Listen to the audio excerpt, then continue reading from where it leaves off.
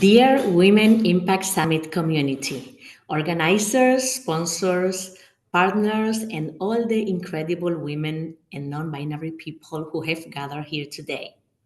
I am deeply honored to welcome you to the Women Impact Summit, a celebration of passion, creativity, and resilience of women entrepreneurs all over the world. We have translation live. So if you want to change your language, please click down on the globe icon. Thanks to your constant support, this conference has become the fastest growing conference for women entrepreneurs from underrepresented communities around the world. For this reason, we are extremely excited to celebrate the fifth Women Impact Summit. And I want to introduce you to one of the persons that have made this possible along with our sponsors and community partners. She is the founder of Heroikka and also the organizer of the Women Impact Summit, Maika Gil. Hello, everyone. How's everyone doing? Thank you so much for joining us today. It's truly a pleasure to have you here. As Pino said, and thank you, Pino, for your introduction, we're celebrating our 5th year. And I remember that 5 years ago, when we started the summit, I used a quote. I said, when I dare to be powerful, to use my strength in the service of my vision, then it becomes less and less important whether I'm afraid. So with these words in mind, I want to share to all of you that today I encourage you to practice the power of collaboration. Together, we can build networks that transcend the borders, industries, and backgrounds. Let's support one another, mentor each other, and together, I guarantee you that we will amplify our impact. Finally, I just want to remind you that you should never forget the importance of our strength and resilience. Each one of us here today has a storage of courage, tenacity, determination. I just want to let you know that here at the Women Impact Summit, and everyone that is here today knows that your voice matters, your vision is valid, and your journey is inspiring all of us. And with these words, I feel extremely humble and honored to introduce to you someone that has huge humanity, but at the same time, I really admire. Open Value Foundation, as you know, is our global partner on this edition of the summit. And to introduce this person, I have to say that she has been investing almost 20 years in Africa. She is the founder of the Open Value Foundation and CEO at Global Social Impact Investments. It is truly a pleasure and an honor to introduce to all of you to María Ángeles León López. Hola, María Ángeles. How are you?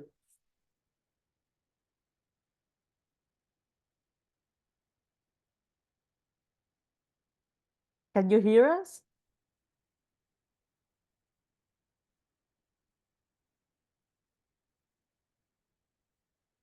María Ángeles, I think that you're seeing us, but we cannot hear you.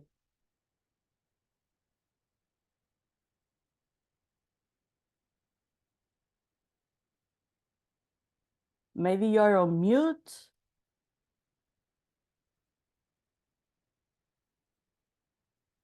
No. No.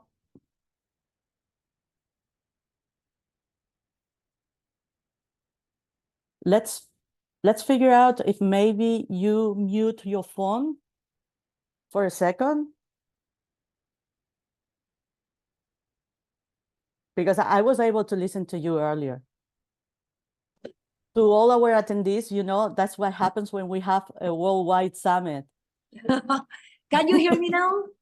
Yes, indeed. Now, yes. Yeah. Okay, now it works.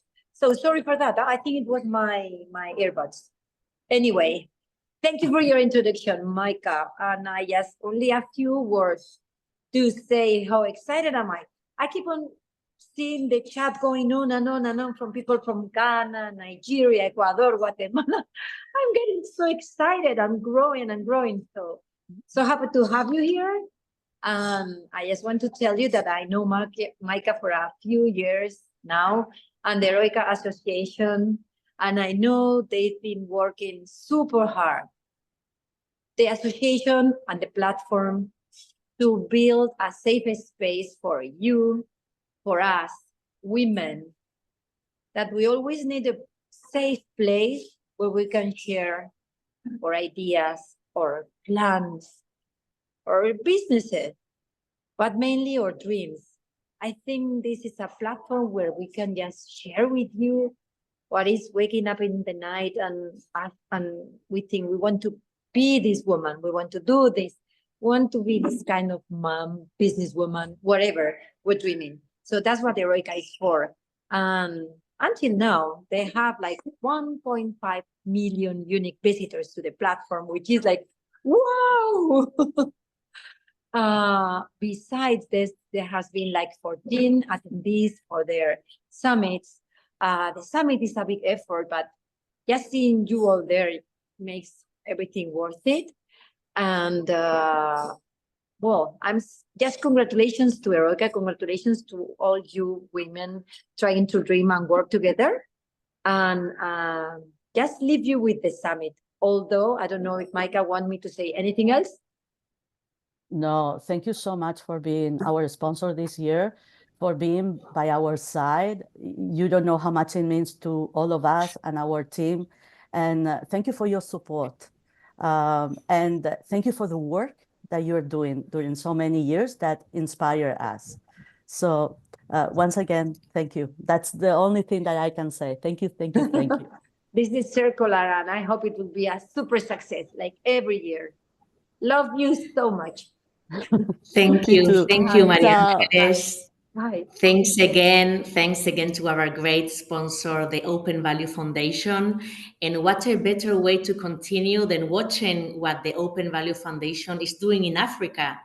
Our next panel is about investing in women in Africa with Elena Vela. She is the communications coordinator at Open Value Foundation. Diana Sierra, she is the founder and CEO at Big Girl Inc. And Mr. Shadrach Mutunga, Chief Operations Officer at Cherehani Africa. Welcome to all of you. Thank you so much. Hello everyone and welcome. It's a pleasure to be here. I'm Elena and I will be moderating this panel. And to give you some context as why we are here, we are a family foundation that finance projects that catalyze solutions to improve the livelihoods of the most vulnerable through an hybrid model between traditional philanthropy and impact investing. And we are currently investing in women in Africa, as the panel says, especially into projects, Big Girl and Cherehani, which we are honored to have here today. So on one side, we have Diana from Big Girl. Diana, are you there? I don't know if she's here, connected. Well, well, let's see if we can. Here's Diana. Diana, are you there? Yes, sorry. Okay. It was just that it was a little bit of a lag between joining as a panelist and being just a participant. Thank you for the patience. Okay, thank you, Diana. So here we have Diana from Miguel. She's a woman entrepreneur with a social enterprise that distributes sustainable menstrual products to empower girls and women, especially in vulnerable communities. And in the other side, we have Shadrach, the COO of Cherehani. Cherehani is a social enterprise based in Kenya that provides financial services and digital training to women, small business owners in rural areas. So first of all, I'm going to give some important data about women investing in Africa. So in Africa, women entrepreneurs receive only 7% of private equity and venture capital funding, despite making up 58% of the self-employed population. And also, there's a $42 billion financing gap for women-led SMEs in sub-Saharan Africa, highlighting limited access to capital. So while some women-led businesses with venture funding generate millions, the majority, especially in rural areas, depend on microloans to sustain smaller scale operations. So as a woman entrepreneur, Diana, how do you face that situation? Well, I think it's extremely important to mention that a lot of the cases or in a lot of the situations, women entrepreneurs, we actually decide to work in topics that they are usually tackling or like addressing the issues of the most destitute. So not only are we risky businesses because we happen to be women-led businesses, but also because the areas that we are working on, they're also considered not potentially or like viable markets. So I think, you know, it has been as a female entrepreneur working in the menstrual health space, which is so critical to unlock women agencies, mobility, and opportunities. Making the case for investment just as a, you know, like from the human rights perspective has been a challenge, because menstrual health, compared to many other topics, sometimes is really difficult to put in a particular bucket.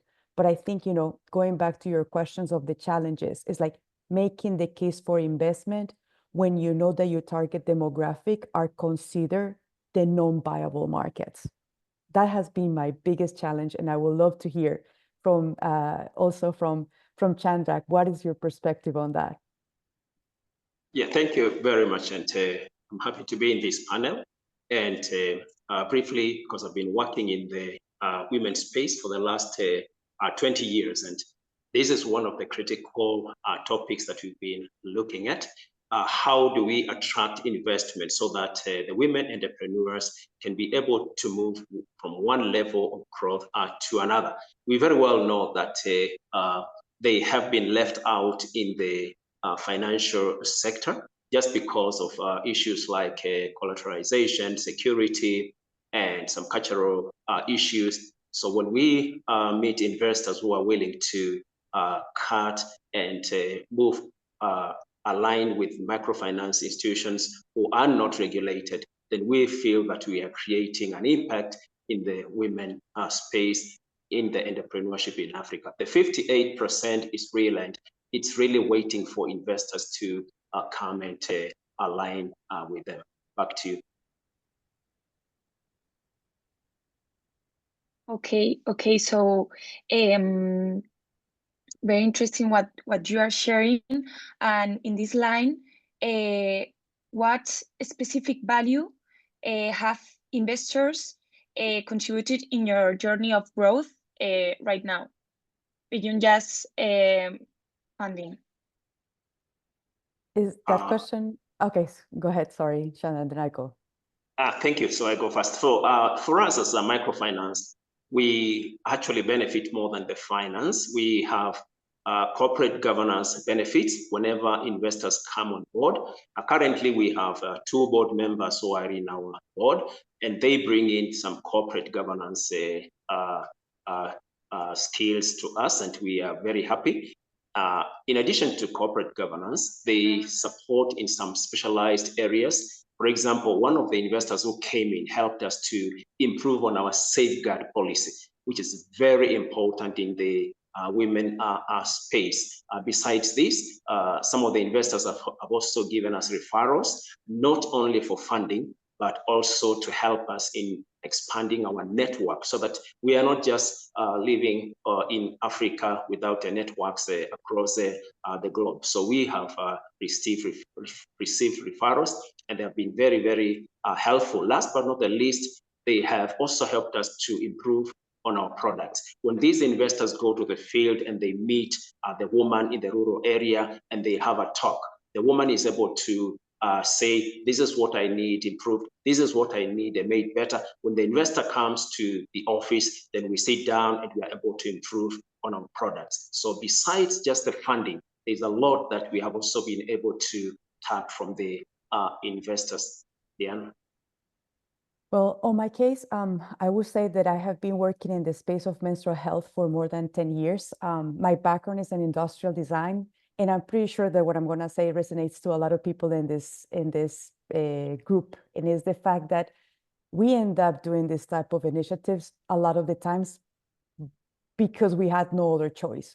We see an injustice that we are willing to step up for because we see something that it really, grab us to the heart, and we say, you know what, this is something that I should do something about it. But we come into the place to be social entrepreneurs or being entrepreneurs or advocates through like market mechanisms with no tools, because most likely we have never been doing an MBA of, or things like that. So when we're talking about what else founders bring to the table besides the resources, is that capacity building.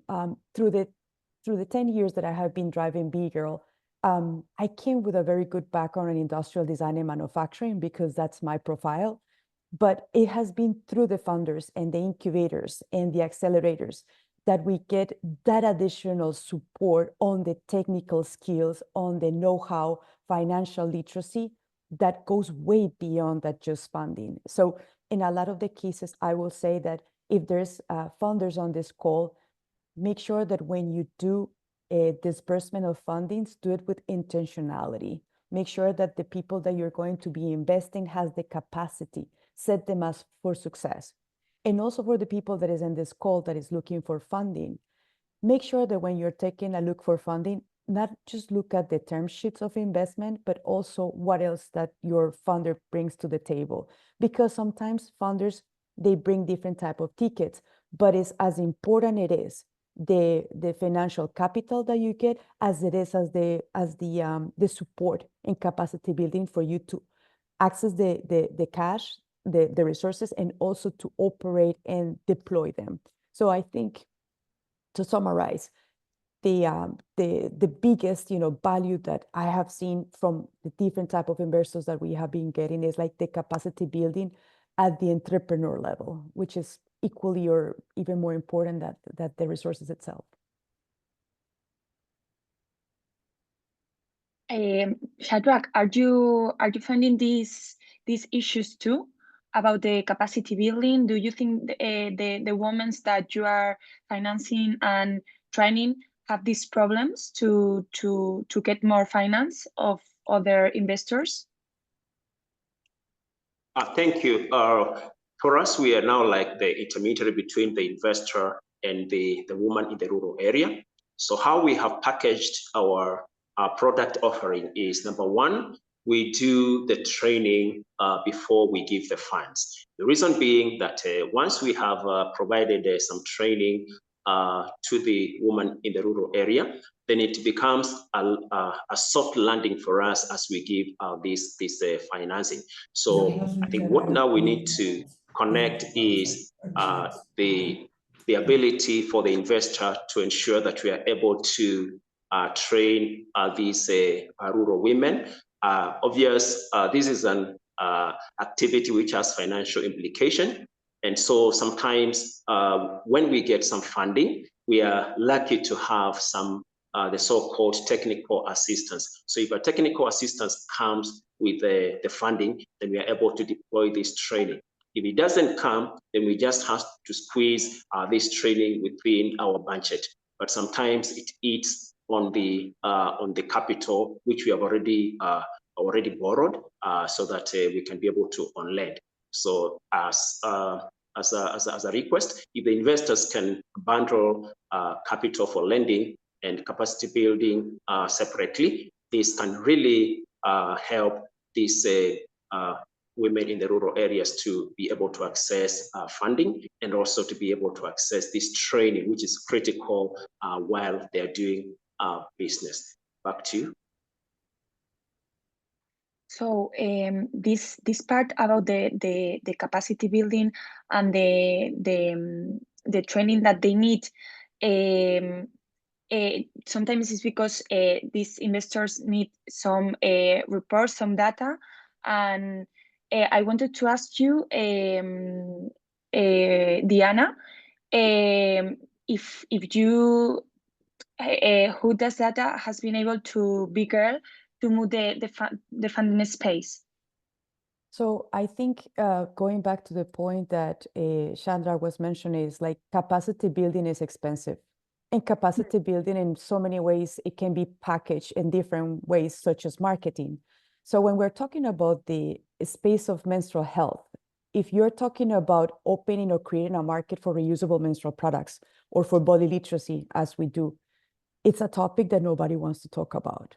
It's a very taboo topic. So doing the marketing, which is educating people on the importance of menstrual health and addressing body literacy and access to information and products and all that stuff, is super expensive.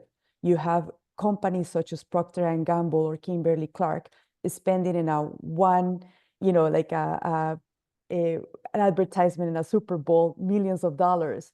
And that's just because they know that they need to make sure that the brand or like the type of services that they want to do are like advertised everywhere. Now let's talk about the end of the mile in Africa. What are the limitations that we have to be able to get to those rural communities in terms of like the dollars that you need to put into to create that capacity to do that education? It's extremely important, especially because a lot of the times, when people think that you're going to deliver a service, they don't take into consideration what it takes and what it costs to build that end of the line distribution, not only physically with roads, but let's talk about communication. So in our case, we have to upfront all the communication investment, and we do it through education campaigns. So parallel to receiving investment to work as a company that manufactures reusable products and distribute it and all that stuff, we have to develop a completely different arm, which is to fund grants to be able to do education at large scale. And the only way that we have been able to do that is with data. So we started with the small pilots that we were able to measure the importance of including education and body literacy along with the distribution of products. So then funders understood that it's not just reaching a girl or a woman with a reusable sanitary pad or panty. Is the education component the one that does the behavior change? We had to upfront that investment at the very beginning, but once you have the data, those indicators that show you the delta on the change in behavior is what really makes sure that you continue doing the investment. Yet, but like not a lot of people have the money to do so.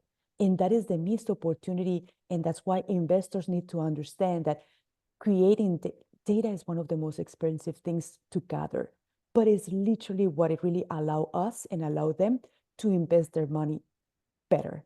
So investment on data and investment on all this technical assistance and this capacity building at the, for example, in the case of Chandra, at the funder level, at the microfinance level, or at the entrepreneur level, is critical to be able to advance the space.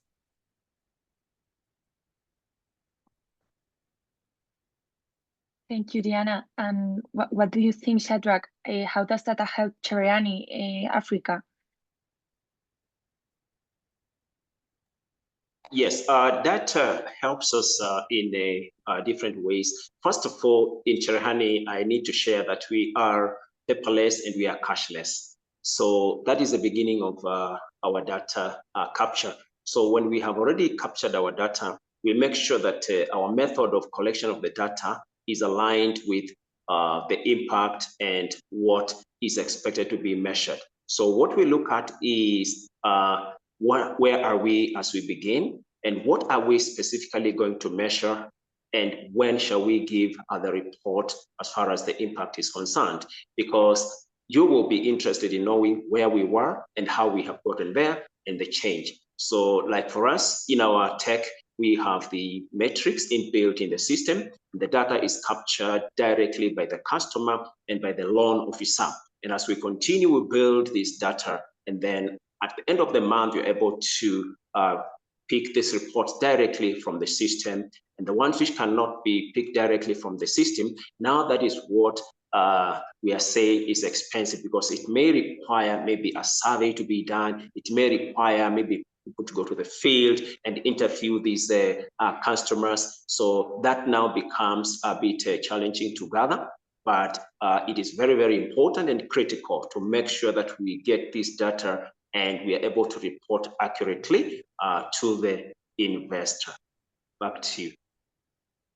I just want to add something. I mean, it was thanks to data in a very tiny pilot that I did at the very beginning of Big Girl more than 10 years ago with 500 girls that I have managed to reach more than 1 million right now, just with data. So even if it's like, sometimes we don't have the funding or the money to do huge pilots and gather robust information, but like even if it's a small pilot for whatever the type of like development that you're doing, or project or program or enterprise, just make sure that you do a good gather and focus on the quality, because that type of data really can move mountains. So I just want to make sure that people don't feel discouraged that, if you don't have $100,000, $200,000 to kickstart your thing, like you could do this with as little as, like your own funding, but like just make sure that you're very diligent in the way that you capture that data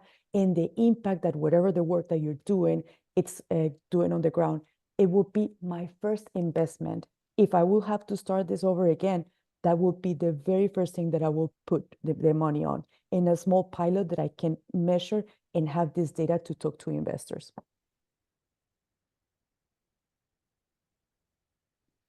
Okay, thank you so much, Diana. So we have, talking about financial needs, we have like this capacity building, we have this data. It's very important to invest in data as one of the conclusions. And what more else do you think is needed? What more else financial needs? Also different type of financial mechanisms. So when you take a look of an enterprise or an organization through the journey of growing up and all these things, you have different type of needs. So we're talking about, and this is also for whoever is like listening to this presentation. There are different type of capitals in funding mechanisms. It can go from crowdfunding, that basically you just take all your friends and families to pitch for your projects, to other type of funding such as SAFE, convertible notes, equity. You also have debt, you have lines of credit, you have plenty other mechanisms to be able to act or like look for the type of sources that you need at the moment that you are in your company.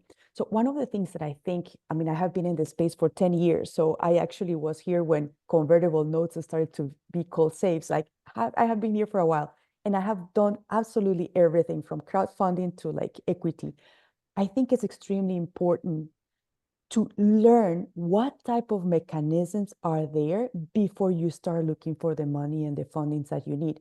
Because sometimes you as an entrepreneur also can educate your funder or like the investor on other type of like, let's say mechanisms that are out there that they just have no idea.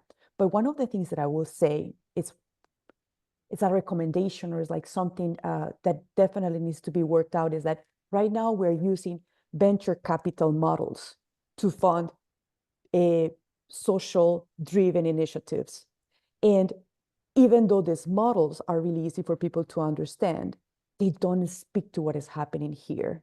So making sure that we are very aware that, yes, we are borrowing a model, venture capital for investment. It works in some cases, but we need to be even more creative in the way that we unlock, for example, philanthropy money, development money. Yes, to have this kind of like a investment lens, like, but in a way that is more realistic. I'm very curious to see what Chandra has to say about that, because I mean, like, I know that I'm preaching to the choir here. No, that's a very good point, and basically every entrepreneur is yearning to hear the best source of funding. And it's important for us to align with the source so that we do not miss on the impact.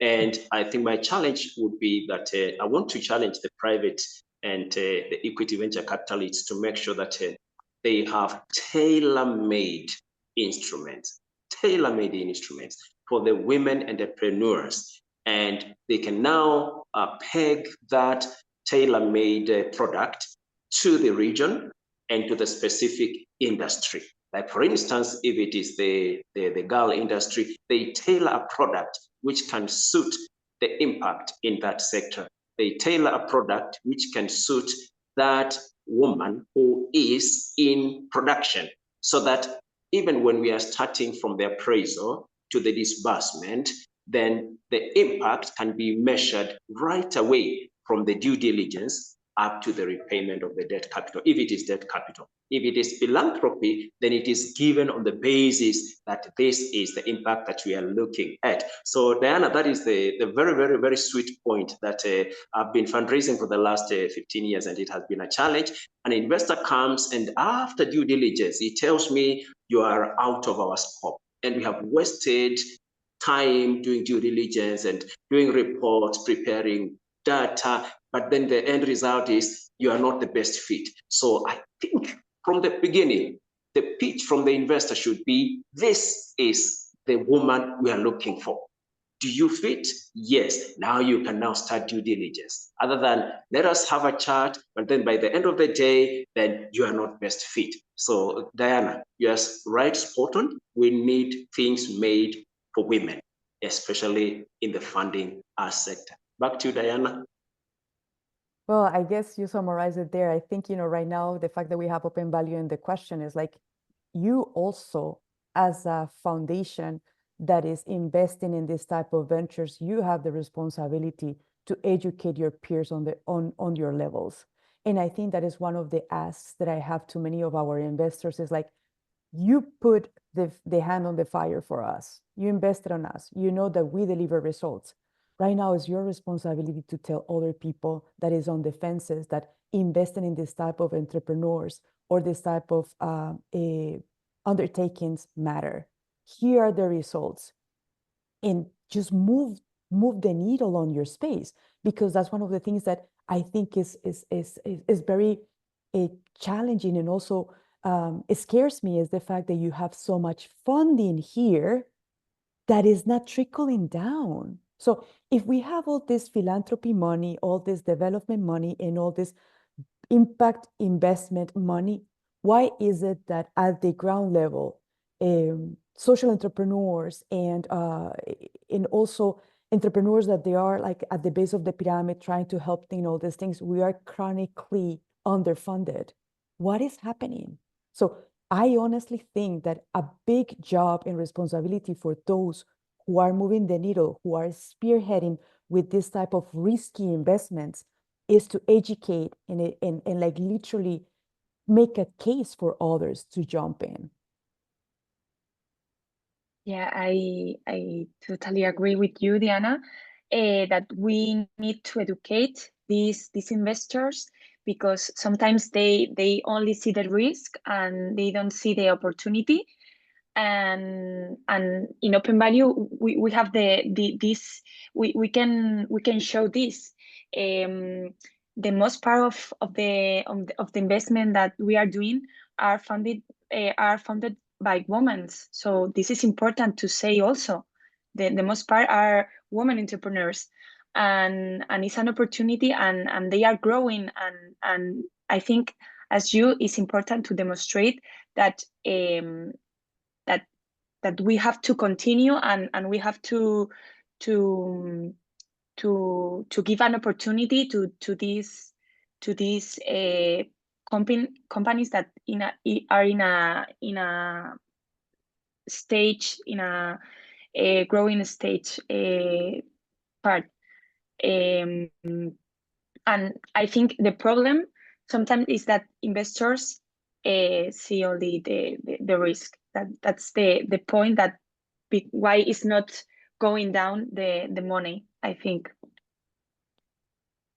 I mean, that's going to be your homework and gather with the rest of people that you have access to and demystify this with data.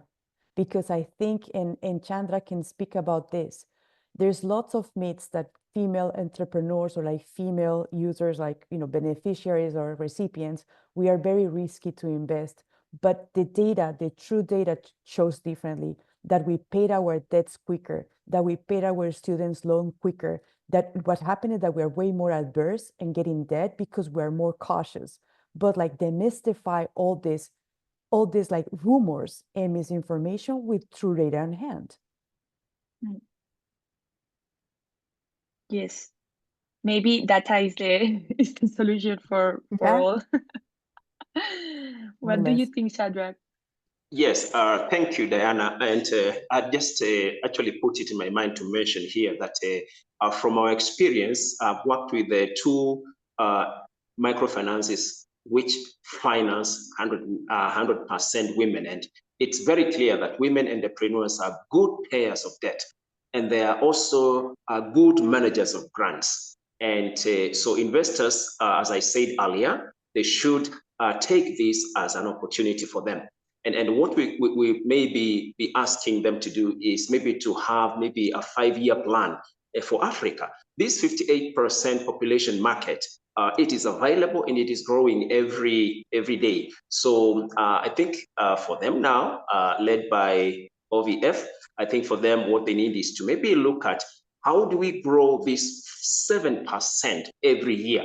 For example, can we be growing it at a 5% per year? So that in the next 5 years, we see a 35% growth on the funding going to women in Africa. And that will really transform not only the women entrepreneurs, but also the other side of the other support industries. So that's my challenge to OVF. Please take it positively and communicate this to the family and tell them that the market in Africa is wide, it's ready, it's waiting for them, and it's available and it can grow. Based on the data which is already on the table, we can grow this market and it's for the benefit of the woman. So let's let them have the gender lens and we are going to grow this market. Back to you. I just have something to add there, and it's the fact that I'm going to give you two numbers that I think are extremely exciting. And it's the fact that by 2030, for the first time in humankind history, female and male are going to have the same acquisition power. This means that we are going to be more enrolled in the, like the formal jobs, and we are going to be having the opportunity to tip the balance in the way that markets are shaped. Not only that, 50% of the population growth is going to come from Africa. Everybody be very aware of this, because for you to have development and for you to have booming economies, you need youth. So that rhetoric that Africa is like it's like it's setting behind and all these things and we have to help, like that rhetoric and that propaganda is long time overdue. I'll give this continent just a little bit of time to be a rowing machine, because where you have youth is where you're going to have, commerce, markets, growth. So I'm really, despite the situation that we are right now, and like despite this, as females, sometimes in the situations that we have seen ourselves, I think this is the most interesting and the best time on history for us to be around. So it's just like one of those things that I just want everybody, like, this panel is amazing. We have like 320 people here. From the ones that I have participated, I can tell you, this is off the charts. If there's anything that I can leave to you right there where you're listening to this, is keep the hopes up, because this is our time. Regardless of what you see out there, this is our time. And there's not a better place to be than now. So stick to your work, get your work done, because we're going to have a fair shot. We're going to have a fair shot. So just, making sure that you have an echo in what you're saying, Chandrak, the time is now. And like, if you're going to jump on investing in Africa-led ventures or Africa-focused venture, the time is now, because it's coming. It is coming. Well, thank you so much, Diana. I think this is like I'm gonna keep this message and take it as a challenge for Open Value. And we have only 1 minute left. So if Shadrach, if you want to give a final message like Diana, is the moment. Yeah, thank you very much. And my parting shot is that there's need to increase the funding from 7%.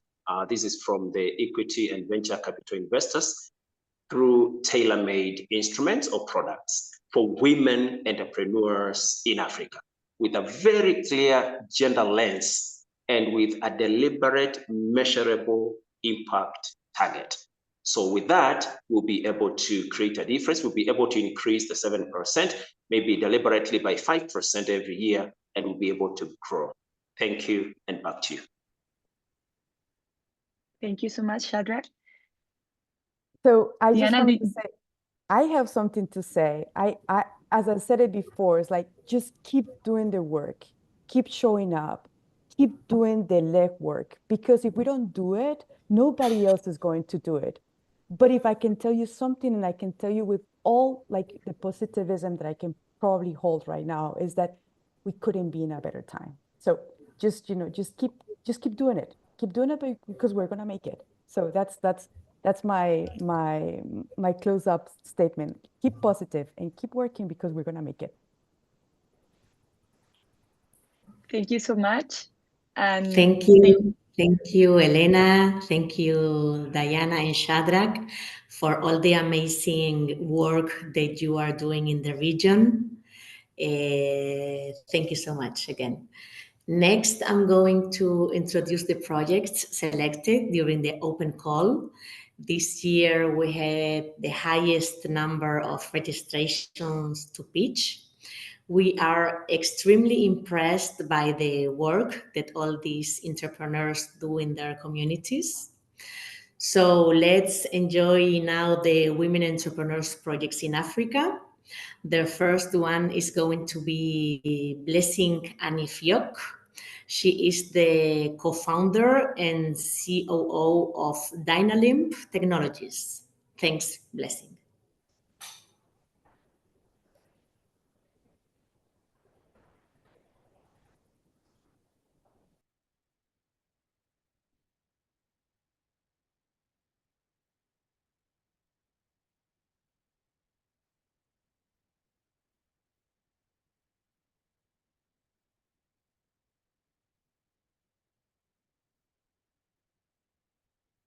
Customized to fit our particular need, and also they were not affordable.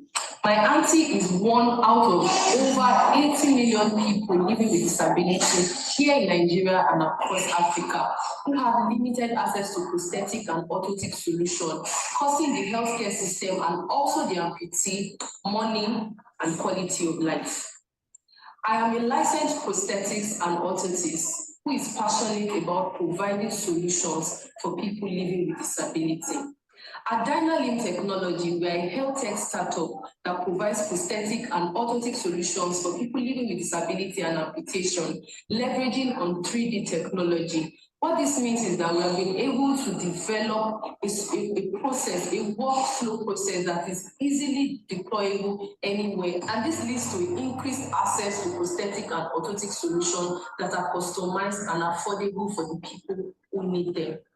Over the last 2 years, Dynalimp have fitted over 300 people living with disability with our various prosthetic and orthotic solutions. We have been able to partner with community healthcare centers across Nigeria, and we have been able to secure a patent product called the 3D Macy Foot, which is produced by the company. To continue our mission, we are seeking for funding to scale up our production processes and also to increase our reach to more beneficiaries. We are also seeking for partnership and collaboration across Africa with healthcare providers, NGOs, government agencies, and industry stakeholders. Joining us on this mission will help us to increase our reach impact and also to increase the ranges of our products and services. At Dynalink, we believe that everyone deserves to live a comfortable life. We believe that everyone deserves to live a life that is free and independent, regardless of their disability. Join us today by investing in Dynalink, by partnering with us, by sharing our story. Thank you.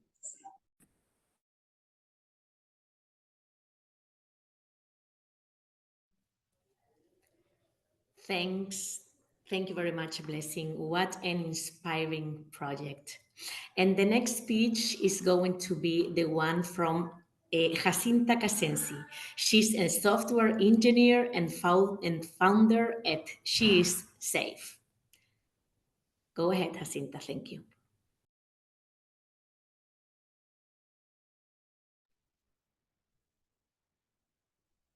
Hi, my name is Jessica Kazezi, and I'm here to present She's Safe, where we learn from other people's experiences.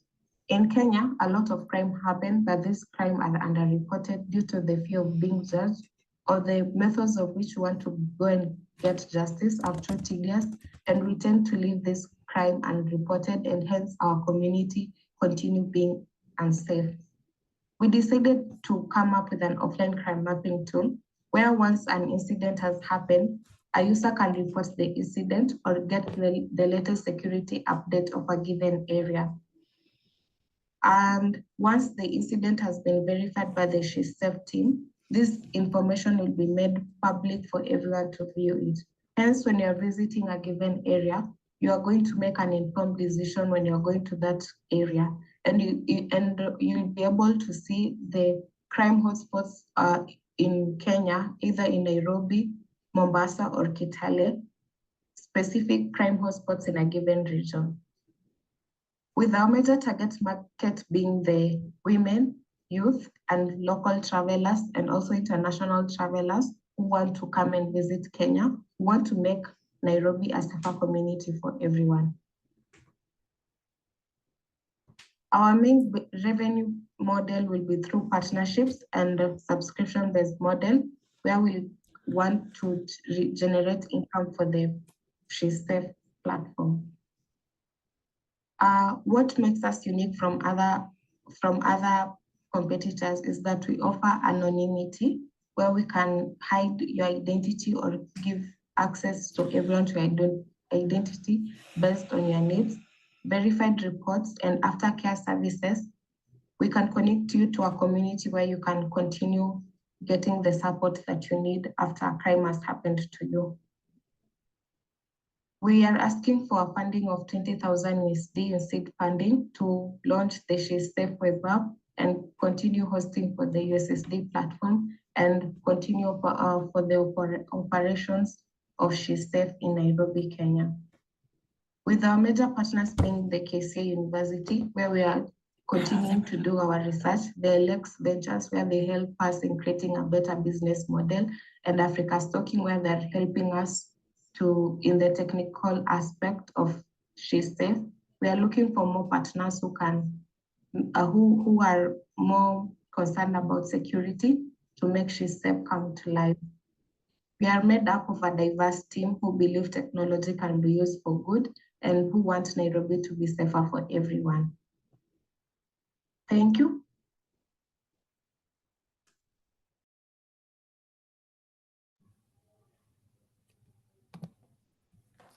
Thank you so much, Jacinta, for this beautiful project.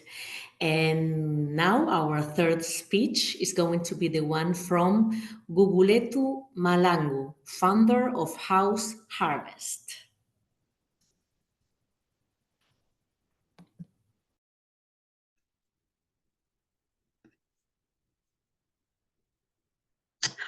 Good day, everyone. My name is Gugulethu Mahlangu, and I'm here to present sustainable aquaponics in Witbank, South Africa.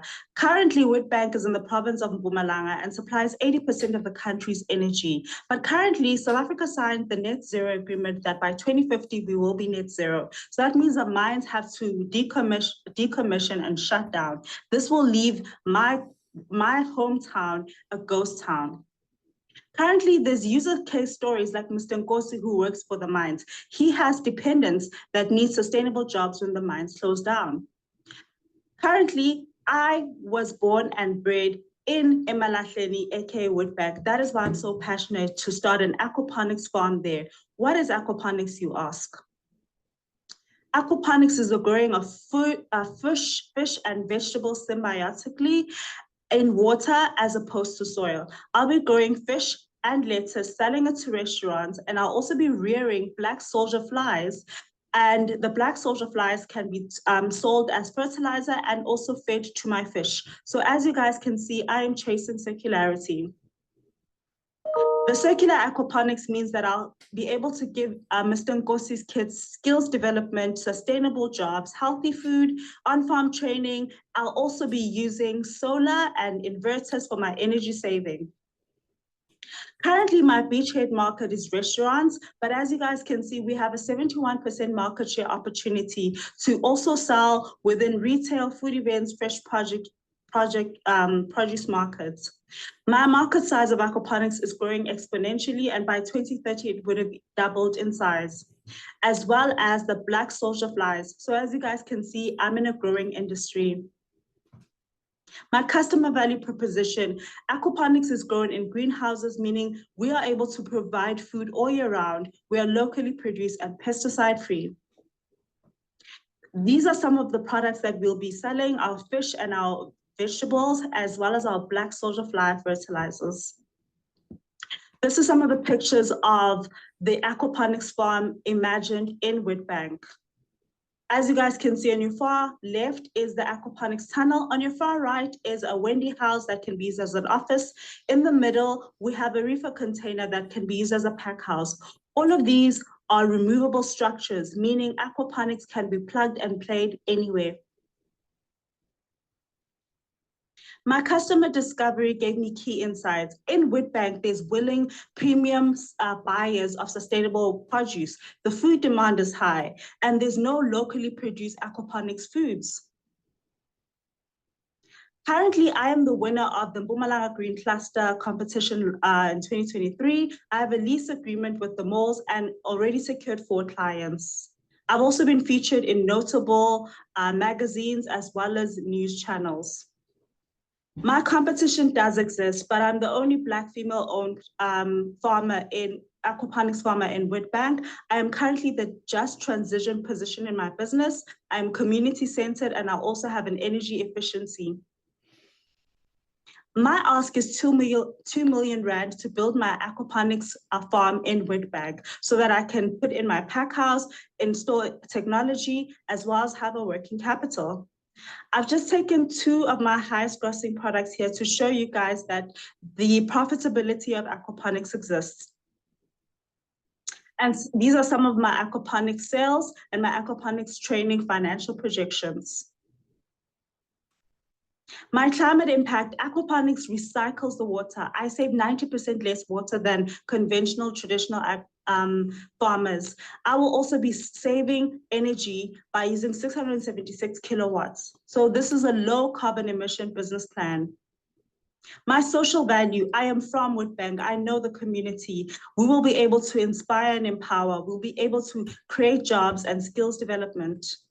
The founder's dream, here's me and my financial manager, as well as my aquaponics advisor. We want to be the first of its kind profitable facility in Emalahleni, Mpumalanga. Nobody has done this before.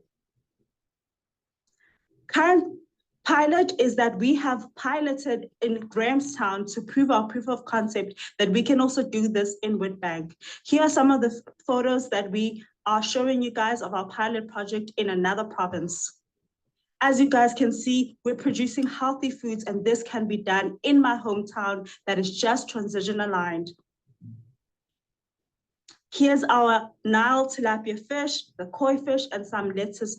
And also some of my attraction is that I was selected for the Climate Finance Academy 2024 cohort. So I understand the just transition and I'm ready to implement it in my community.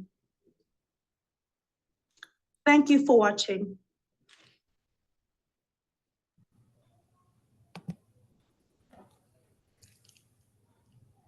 Thank you, Guguletu.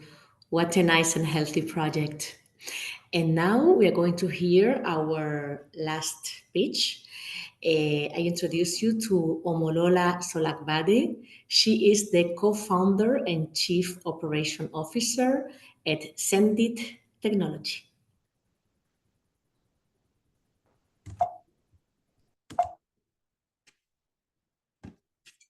Hello, my name is Omolola Solakbade. I'm a co-founder and chief operation officer at Sendit Technology, where we bring safety and convenience to package delivery. Imagine being a small business owner in Nigeria, trying to get your package delivered to your customer. You spend countless hours searching for a reliable courier service just to succumb to their high delivery fee, delivery delays, and disappointments. As a young business owner in Nigeria, this was my daily challenge for over 6 years. And also, there are over 40 million MSMEs in Nigeria facing the same challenge on a daily basis. We struggle with high delivery fee that hits about 40% of our product cost. Yet we are faced with delivery delays, disappointment that drives our customer away due to lack of trust. In a bid to find a solution to this success-threatening challenge, Sendit was created. Led by a team of 3 brilliant minds with over 20 years combined experience in logistic operation, business development, product design, sales, and software development, we came up with an AI-powered decentralized logistic solution that provide businesses and individuals with quick access to safe package delivery in 24 hours with traceability and convenience. We achieved this by onboarding verified commuters, vehicle owners, and last mile delivery service on our platform to deliver package and earn income for themselves. We partner with insurance companies to ensure that every package that goes through our platform is safe and insured. This has brought efficiency to the last mile delivery and has crashed the cost effectively. Within 6 months of our operation, we have facilitated over 3,000 deliveries. We have created over 2,000 jobs for both men and women. This has helped us to achieve the SDG Goal 1, Goal 5, Goal 8, Goal 9, and Goal 13. We are working to do more through effective brand penetration and marketing. We make money by charging commission on every package that goes through our platform.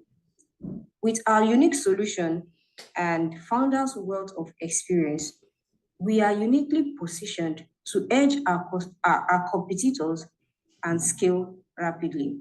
We are currently raising a pre-seed round of 100,000 USD to help us improve our product and operation through research, AI integration, branding, and marketing. We believe that with your support, we can make this a greater success. Thank you.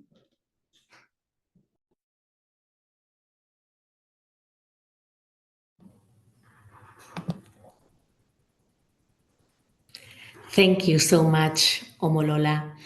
Congratulations one more to all the women selected in this Africa Heroikka Open Call. Our next chat is about the importance of financial inclusion for women entrepreneurs. So let's meet the institutions, Finance in Common. I introduce you now to Carlota Emerick Perez. She is the financial coordinator for the IDFC facility. And she will be speaking with Micah Hill, founder at Heroikka. Thank you, Hello, Pino. everyone. Thank you for the invitation. Hi, Carlota. How are you? Finally, we have the opportunity to meet. Yes, nice to meet you. Nice to meet you. First of all, I want to address the whole community and say thank you so much for joining us today. We have seen amazing projects. Once again, as Pino said, I want to congratulate all the women pitching today. We were overwhelmed by all the numbers that we have of projects from all the Heroicas. So thank you so much for trusting us and letting you give you also a space here at the summit. I want to say hi to everyone that is joining us. Carlota from Peru, Ghana, Nigeria, the United States, even Afghanistan. So thank you for joining us today. And Carlota, before we start our talk, I don't know if you were able to watch our first panel. They were talking about tailor-made products, especially financial products for women entrepreneurs. But before we hit that point, I want our community to get to know you a little bit. And please tell us about the FIC and actually your work. Yes, so nice to meet you, everyone. My name is Carlota, and I work both at FIX, which means Finance in Common. It is a group, a platform that joins together all of the public development banks in the world, from the Global South, from the Global North. And the idea is to promote a more sustainable finance, more ambitious SDG achievement, etc. And there's also another group, the IDFC, which is where I am the financial officer. It's a group a bit smaller of 26 banks that work closely together to create and co-finance sustainable projects that involve also gender-related issues, inclusion issues, etc. So the objective here is really to work together, whether it is financing together, creating projects together, identifying needs together, to make more ambitious projects and make them also more strictly and as acceptable in the sense that everything cannot be green if it has oil investments in it, or just gender related, because there's gender issues very loosely related to it. So that's what we do here. Those are global platforms, but they are in Paris, inside of the AFD, the French Development Agency. And the teams are really invested in making this pitch and this song heard. Oh, thank you. I met Ornella this year and also with Pino, so it's great that we met and actually we're starting this collaboration to see how we can work together also and building this pilot. But we will tell everything about this in the near future to our community because we're really excited that you are here today. Let's start by the basics. What is financial inclusion, Carlota? Financial inclusion, as we see it, is a way to ensure that individuals and businesses have access to a useful and affordable financial products that can allow them to meet their needs and create useful services for the community. For women, in the case of women entrepreneurs, it's a way to provide the necessary tools to start and grow their businesses and contribute to economic growth and community well-being. So currently, what is the gender gap that you see in access to financial services right now for women entrepreneurs? Actually, as in public finance, represents 10% of global finance. So it's a big part. So still, it's relatively big part of it. And as we pursue the achievement of SDGs, which are biodiversity related, climate related, there's also one that is very important, which is reducing the gender gap and achieving more equal world for men and women. As we see it, and I will forward you to a very interesting document that the IDFC Club redacted, which is about the a gender mapping of financing that sees that in the development countries, especially in the global south, in Latin America, even in Africa, Asia, etc., there's a lot of investment going towards gender-related issues. Still, the gap that we see is that most of the financing goes to men and men-led businesses. Surprising. How financial inclusion drives the growth of women-led businesses and the impact in the economy that you can see? As we see it from the public financial side, investing in women businesses really means investing in making the society a community. Women usually create a lot of fundamental services based businesses that is related that are related to care, to education, to reducing inequalities, etc. And in this sense, a lot of the projects we finance are related to micro entrepreneurs or microcredit or fintech, or even just facilitating access to technological and digital inclusion, so that this becomes a platform for women to create these very important services that will be the base of the rest of the society and actually of the rest of the economical growth of the countries.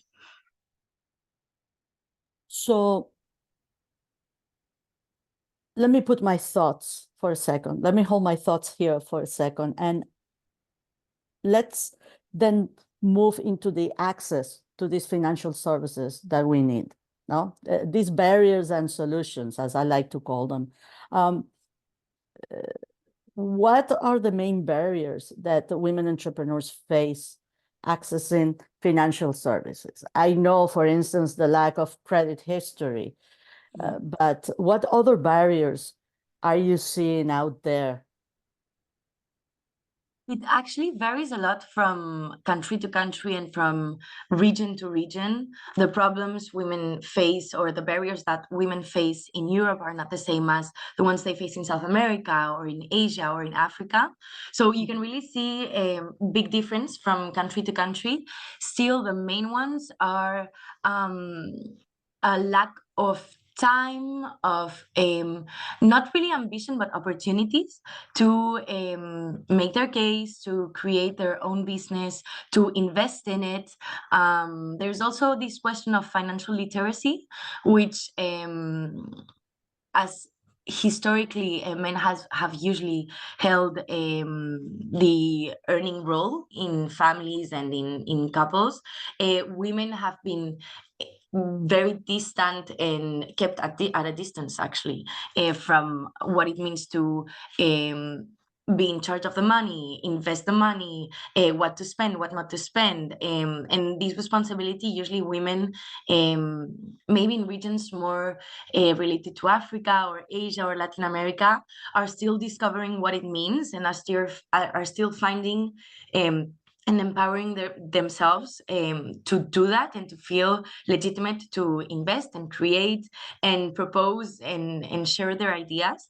And you can also see how women, even if they face these barriers, they work in a system always, no? So you have these women that have a project, they are ambitious with it, but they surround themselves with this support system, and they connect with other similar projects or complementary projects. That is very interesting. So as far as the barriers go, I would say cultural ones, this imposter syndrome that we suffer from everywhere in the world. Also the fact that we are not used to it, to being the ones that lead, that have the power, that take matters into hand, because it has been kept from us.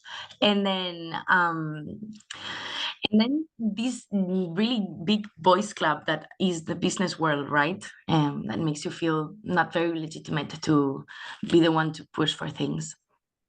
Oh, that takes us to the first phrase that I mentioned at the beginning of our conversation, tailor-made products for women entrepreneurs and for us, because I think that there is a huge gap and disconnection between what is offered out there for us and what we really need based on our own nature.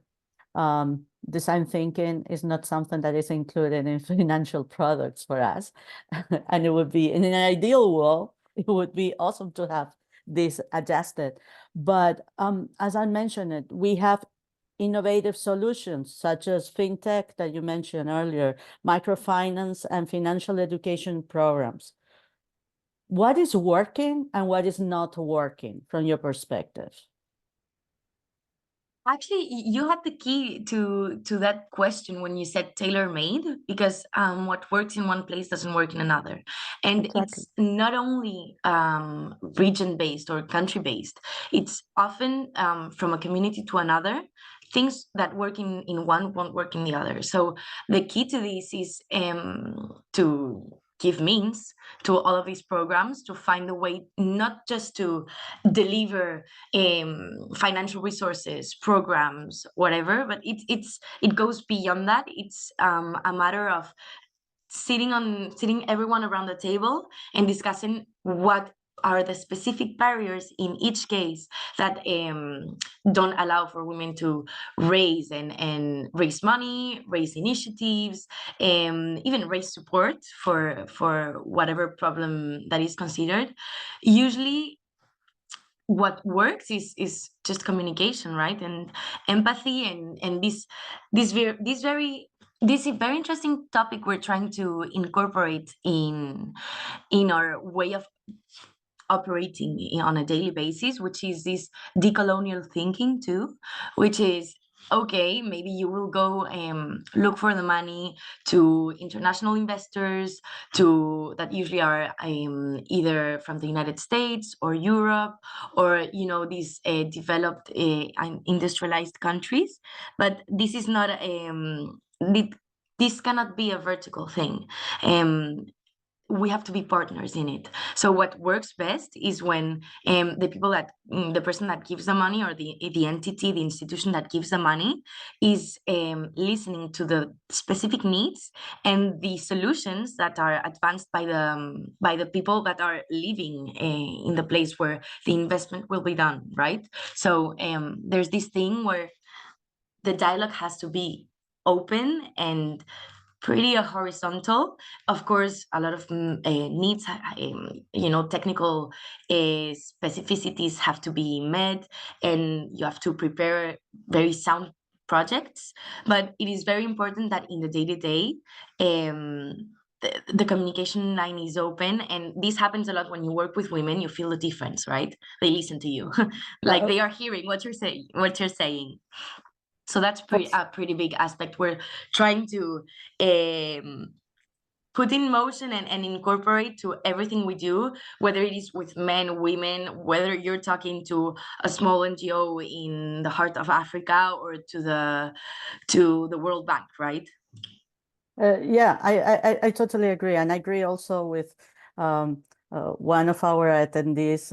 She's also suggesting that we need financing that is tailored towards women. Sarah, thank you for your comment. Do you have any examples or of successful cases that you're seeing that are helping overcome these barriers that you can share with us? For instance, maybe this program was launched by this bank or this initiative that it might be working. And if they're successful and they're still happening, where we can find that information so we can share with our community. Yeah, but I have actually there's a lot of resources we can share from Finance in Common, whether even the big funds, such big climate funds, will give money and financing to these kind of projects. And the idea with the SDGs is to create projects that not only allow us to advance in the achievement of one SDG, but to create projects as the ones we just saw that were just presented, right? That touch maybe these ecological and biodiversity point, but also this gender equality or education, or health. We want holistic projects. A few examples we can give maybe from our experience are the ones, maybe there's the Turkish Development Bank, TSKB, offers microfinancing programs tailored to women entrepreneurs that provide small loans without the need for an extensive credit history. That was a pretty successful one. Fintech innovations wise, there's one from CAF, the Development Bank of Latin America, which supports fintech solutions that provide accessible, low-barrier financial services to women, such as mobile banking platforms that reach very underserved populations. And financial literacy-wise, the AFD, actually, the French Agency of Development, conducts financial education programs aimed at enhancing women's financial literacy, and that enables them to navigate the financial systems very confidently. So what I would propose and recommend to everyone here is to see what their public financial institutions in their country, in their region are doing, because it's usually these kind of projects they will finance. So whether you are in the heart of Africa or in Peru or, I don't know, in China, these are programs that are aimed not only at having a profit behind it, but the goal, that was 50% of the goal is to achieve these SDGs and more equality. I totally agree. That's why we have the summit.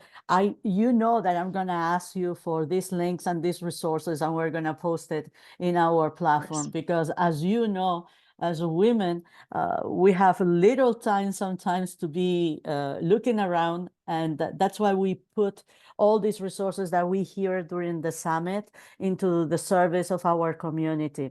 The last thoughts that you might have, looking forward, where do you see the trends in the future about creating financial tailored products more inclusive, and that actually start taking into consideration, not only because of the SDGs, we need to meet certain ESGs or certain SDGs, depending on the country and the region where you are, but because we are starting to consider not only the diversity and the inclusion, but also the intersectionality of the women that are entrepreneurs. So where do you see these trends moving forward? Honestly, I've been seeing all of these networks and all of these projects getting stronger and stronger. It's true that once you're in it, you live kind of in a bubble. And so my direct work being a man's world, that is finance, even if it's public finance, it's still full of men, mostly men actually. But you can also see beautiful examples like Campeta, which is the director of the Development Bank of Rwanda. The Development Bank of South Africa has also a brilliant president, our female president, that is incredible. And you can see how women are taking more and more space.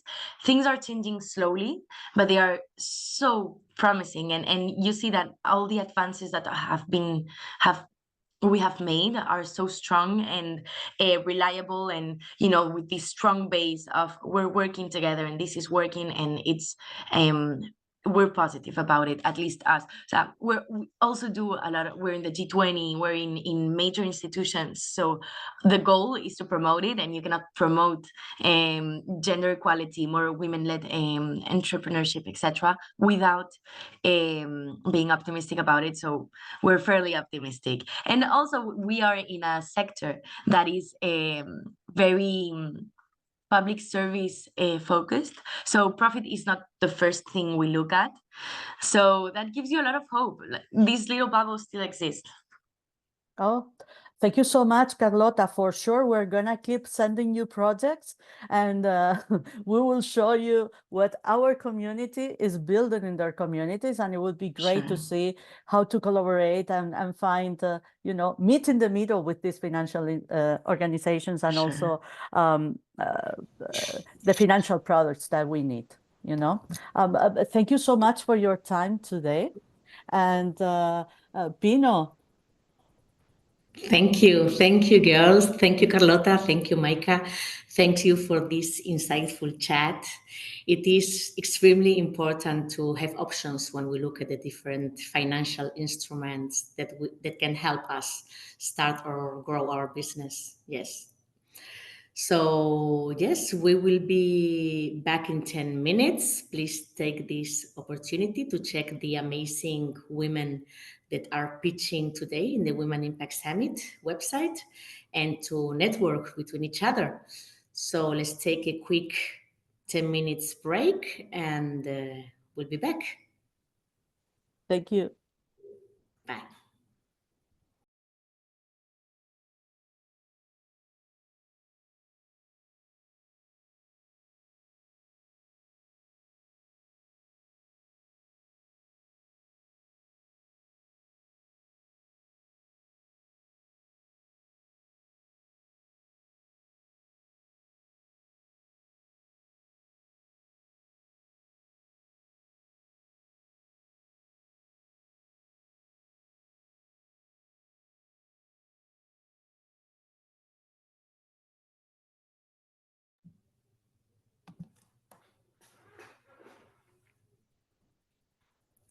So we are back.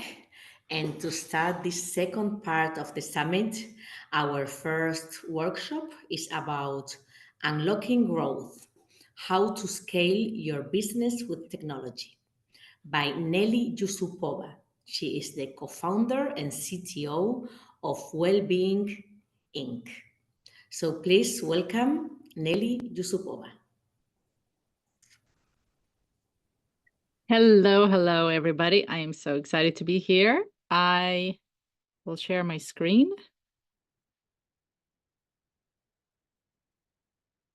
All right, great. If you have a question, type it into the chat. I'm going to keep an eye on the chat, but I'm excited to be here. Thank you so much, Micah, for inviting me to speak. Technology is such an important part of growth for any businesses. And as we know, with the AI revolution happening, it's more important than ever. So for those of you who don't know me, I am Nelly Yusupova. I'm a CTO. I'm a startup tech advisor and creator of Tech Speak for Entrepreneurs, and also the co-founder of Wellbeing Inc. I've worked with thousands of entrepreneurs, helping them minimize technology mistakes. And today, my goal is to help understand how technology can help you scale your business.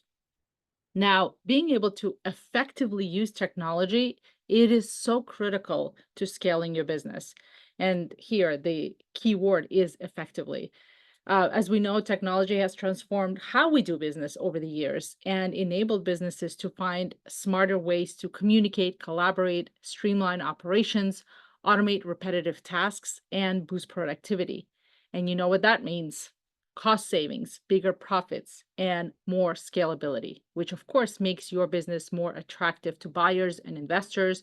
We talk so much about accessible funding to women and available to women. One of the ways that I believe we can make the shift to getting and building more scalable businesses is also get bigger investments as well.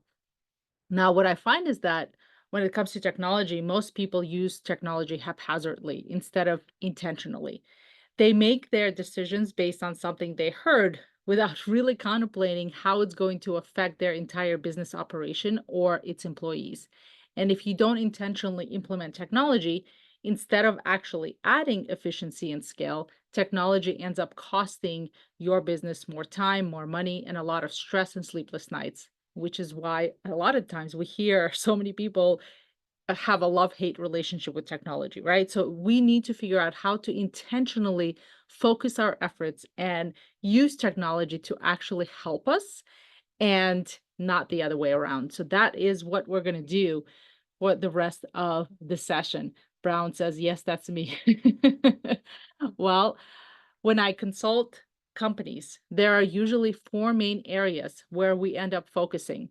So let's start with the simplest one first, and then we'll go into more things that involve more effort, but also have more scalability and more impact. So the very first one is tools to streamline your processes.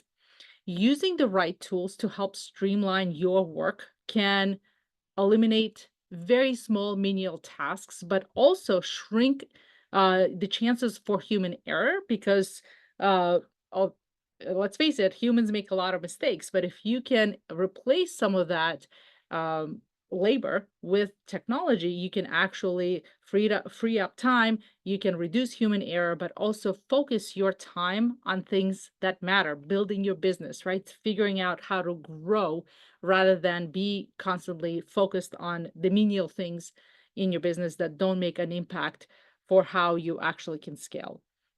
How many of you use a CRM, customer relationship management tool?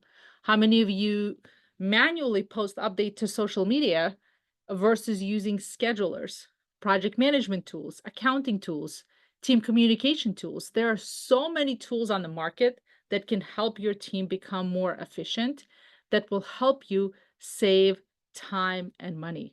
But a note of caution here, right? Sometimes tools are not the answer. So tools can help you, but sometimes tools are not the answer. For example, I get this question all the time. People say, Nelly, my team is always behind on delivering projects on time. What is the best project management software that I can use to manage my projects better? And my answer is almost always, I don't think better project management tools is the answer to your problem. The issue with your project management problem is process, because a better tool can make an amazing team more efficient, but better tools can't make a team with a bad process more efficient, which is why sometimes if you have a really bad process, adding technology to it is actually is not going to add you, is not going to make you cost efficient. So using tools like monday.com or ClickUp or Notion can make the process of tracking projects faster and more efficient. But if you don't have a really good project management process to begin with, getting a new tool will definitely not help you. So keep that in mind. And one of the things that I'm going to ask you to do as homework, right, is to write down, is actually do an audit process of all the technology that you can use to help streamline your processes. So write down the areas in your business where you can make an impact, become more efficient, right? And then ask, what technology can I use to help me become more efficient and completely eliminate the need for my involvement in this task? You do your research and you start to implement some of these tools into your business, right? This is the very first step in actually creating, bringing technology into our business. It is the most simplest one that you can do, and that's where we should all start, right? But then the next step is to optimize yourself and your team's abilities with artificial intelligence, AI, which will help you eliminate waste in how efficiently you can work. What can be done with AI is incredible. And I believe in the next 2 to 4 years, the landscape for how we do business is going to change dramatically. You and your team can use AI right now to be 10 times more productive and create new efficiency if you know how to use AI and leverage it properly. With AI, you can now have your very own business coach 24/7. You can have basically become an instant data analyst. Never go to school, never learned how to do it properly, but using AI, it can help you analyze data in seconds, help you make informed decisions if you know, again, how to use data properly. You can become a better marketer and optimize and automate your marketing campaigns for better return on investment. You can create more engaging content a lot faster. Tools like Get Munch can take your long form videos, if you produce videos, and they can automatically extract the most engaging contextual nuggets and present you with coherent, shareable clips in minutes. So you can create one long episode, podcast episode, use this tool, and get a ton of little videos that you can then post on TikTok and Shorts and all of these other places, right? And all of that is done in minutes. You can create a podcast without ever recording an episode. With 11 Labs, you can take your voice and generate audio from the text that you provided. In sales, AI can help automate your outreach to cold prospects, help respond to inbound sales, and nurture your warm leads. So make sure you leverage these new wave of tools. And as part of your homework, I want you to analyze what tasks that you and your team are always performing that can be optimized by AI. Okay, so these are all things we're going to run through this so that we can get to step number 4, which is the most important one, and where you can create the most efficiency of using technology.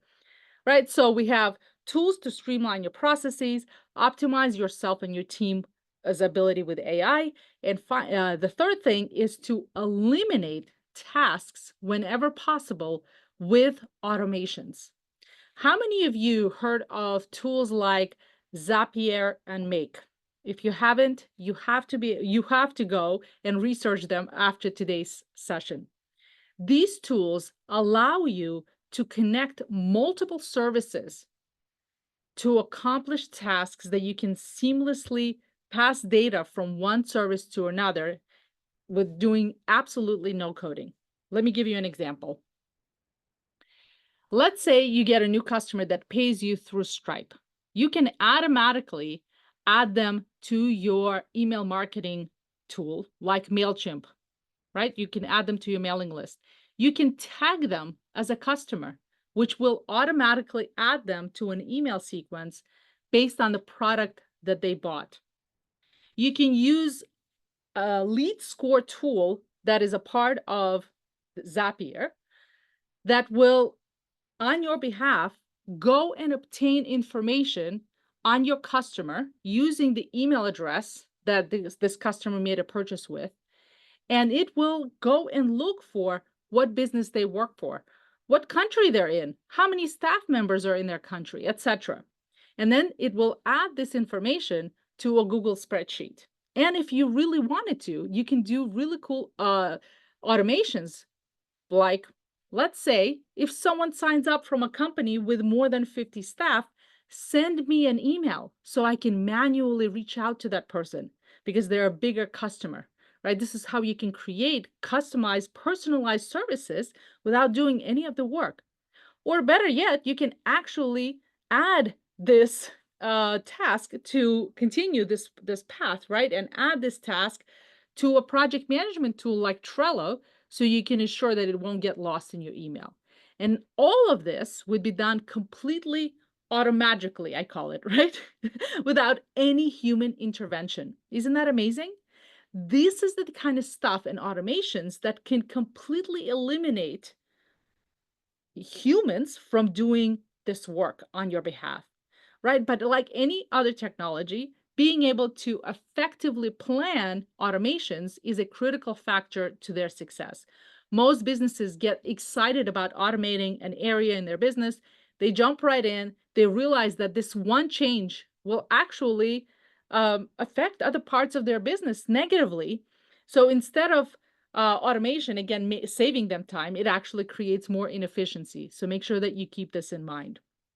Automations will change the game for you. And with AI and ChatGPT and all of these tools that already are available, you can actually use, instead of having your humans analyze data and do something with it, you can use ChatGPT type of large language model analysis on your information, right? So you can create automations and workflows as though a human did it, right? Complete game changer. So one of your homeworks is to analyze some of the tasks that you and your team are performing. Look at these tools and figure out what specific technologies are you using that actually are available on these tools, Zapier and Make, to help integrate a lot of them so that instead of you doing that work, you have technology do it on your behalf. Okay? Who's getting excited? I hope you are. This is going to completely change the way that you look at your business, right? This is going to make a huge difference. Now, if you just do these three things and don't do this fourth one, right? The very first thing I want you to do after today is not be overwhelmed by any of the things that I've just shared with you, but start with one. Then when you have one under control, then go to step 2, then go to step 3. And then once you do all of these things, I want you to consider the fourth thing, okay? It is the next level of where you can use technology to scale your business and create new revenue streams in your business. This is where, instead of being the consumer of technology and tools that we just talked about, you can actually be the creator of these software tools that solve problems for other people. And this way, you can create a lot of opportunities for success for yourself, your business, your communities, etc. So let's go through some examples of people just like you who solved the problem by building a software product in not traditional industries. So the first example is a yoga instructor who had a successful yoga studio in New York City. She fell into the hours trap and she needed to scale. So what did she do? She created a mobile app to teach parents how to do yoga with their children. And when she launched her mobile app, she instantly made her business global and created a brand new revenue stream for her existing business. Any parent who wanted to learn how to do yoga with their child could now buy her app. Example number 2, a dermatologist who developed an app that helped her provide virtual consultations using her very specific process. And she actually then started selling that system to other dermatologists who wanted to use her process, right? And it was so efficient for them because they use the same processes like she does. And because she was a dermatologist, she knew exactly the problems that dermatologists faced to be able to create a solution that resonated with other dermatologists. Next example is a marketing consultancy who created an app that helped customers hone in their ad creative strategy using data rather than guesswork. So they took some of the work that they've been doing as a consultancy, and now they wanted to create a product so that they're not trading hours for dollars, right? But because when you create a product, you can scale and sell that one product to many more customers. Another example I think a lot of people here would appreciate, and this became a business as well. This was a mom of young kids who built an app that helped other parents potty train their kids in days versus months and sometimes years. Parents struggle with potty training in the US. And so she went after that problem and she created an app and she was selling that as a service. Okay? So this is some of the examples that I want you to understand how powerful this is. And any one of you can do this. Now let's talk about why software products make such great businesses. Software businesses have potential to scale a lot better and be more profitable, mainly because they have lower marginal and operating costs for serving additional customers. Once you build your software product, servicing one customer or a million more typically doesn't increase cost that much. Unlike traditional businesses where adding more customers means more production, more inventory, more staff, software can scale without these expenses. After the initial development, the cost of delivering your product to one or more users is virtually zero. The biggest costs are likely tied to your cloud infrastructure, updates that you have to make to the software, and customer support. But even these scale so much more efficiently than physical goods and services. And as a result, you can focus more on refining and improving the product rather than managing the day-to-day operational overhead of standard businesses, right? Brick and mortar businesses. Software businesses also have minimal variable costs, which then tend to significantly lead to higher profit margins compared to traditional businesses. Overhead remains relatively low since you don't need to worry about shipping and storage or physical goods. A prime example is Instagram. Who here knows Instagram? Well, they reached 1 million users with just 10 employees. 1 million users with just 10 employees. That's the level of efficiency and scalability that is almost impossible in non-software industries. And I want you to really revel in that fact. Now, the last thing is software businesses can tap into global markets almost immediately. Whether you're in New York or London, as long as customers have an internet access, they can use your software. This global reach is especially powerful because you don't need to set up physical locations or deal with limitations of geography. Your product is just a download or a login away from users across the world. And software businesses are not just for what we think are traditionally tech businesses. The most innovation in technology still needs to be created in traditionally non-technical industries like healthcare, real estate, construction, lawn care, barbershops, daycare, education, and the list goes on. So let me tell you why this is so important for you to know and why I am so passionate about teaching non-technical, underrepresented founders and entrepreneurs. It's because you see problems in the world that Silicon Valley entrepreneurs are simply not interested in solving because they're not big enough. But these problems that millions of people are seeking solutions to every day, these problems are still very important and can impact and improve the lives of your friends, the lives of your family, your coworkers, colleagues, your communities.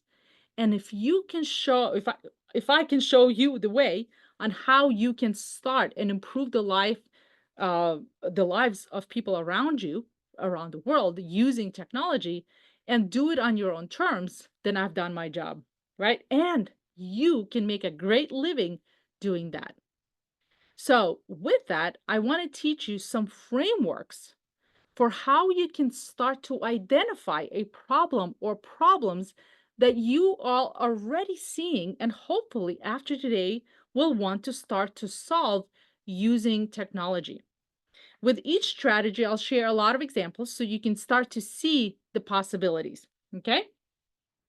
Now, number one, think through how you can scale your existing skills, domain expertise, and offerings with technology, right? So I'm not asking you to do anything new. I want you to think how you can scale your existing skills, your existing domain expertise, and your existing offerings with technology. Why? Because this is something you're already close to. So I'll give you an example. I didn't know how many problems existed in the world for moms until I became a mom. When I became a mom 8 years ago, all of a sudden, I started seeing lots and lots of problems around me that I could solve as an entrepreneur, right? Because now I was an entrepreneur beforehand and I'm like, why isn't there a solution for this? Why isn't there a solution for that? But until I became a mom, I had no idea what that world and the problems in that world existed, right? Which is why I'm always asking you, what is it that you are exposed to that makes it uniquely you? You are in a special place, all the experiences that you've had, all the hardships that you've had, every single thing that you are privileged to see, that's where you should be solving a lot of the business issues, right? So let's look at some examples. A flower shop owner who focused on wedding flower arrangements. She was in a brilliant position to hear a lot of her customers complain how hard it was to find good vendors and track the process of working together. So a wedding person, right, a bride, couldn't track the process of all of the vendors that she needed to manage.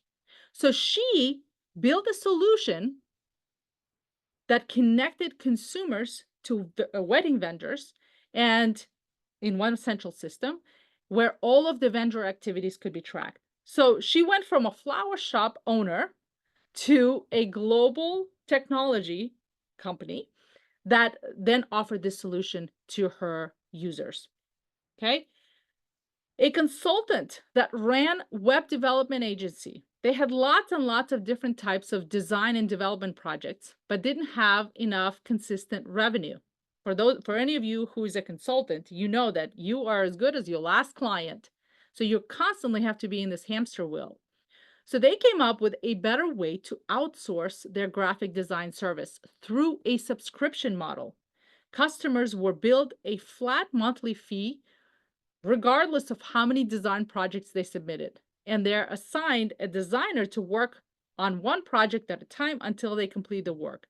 And with this business model, they were able to grow more than $250,000 in monthly recurring revenue, right? Because they streamlined a lot of these operations, and then they built a technology tool for internal, right, for themselves to be able to manage all of these projects. Another example is Soul Savvy. So Soul Savvy's co-founders have over 20 years of experience in the sneaker industry, both in retail and online. Their connections and experience in the sneaker industry allowed them to provide members with unparalleled knowledge and access that they wouldn't be able to find anywhere else. So I'm going to show you, I'm going to play a video for you because this is such a great example of taking this obscure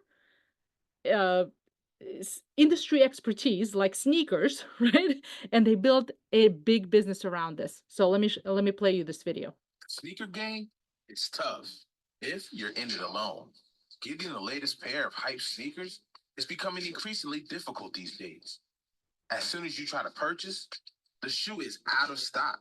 If you want to improve your skills, you need to learn the tricks of the trade. And here's how.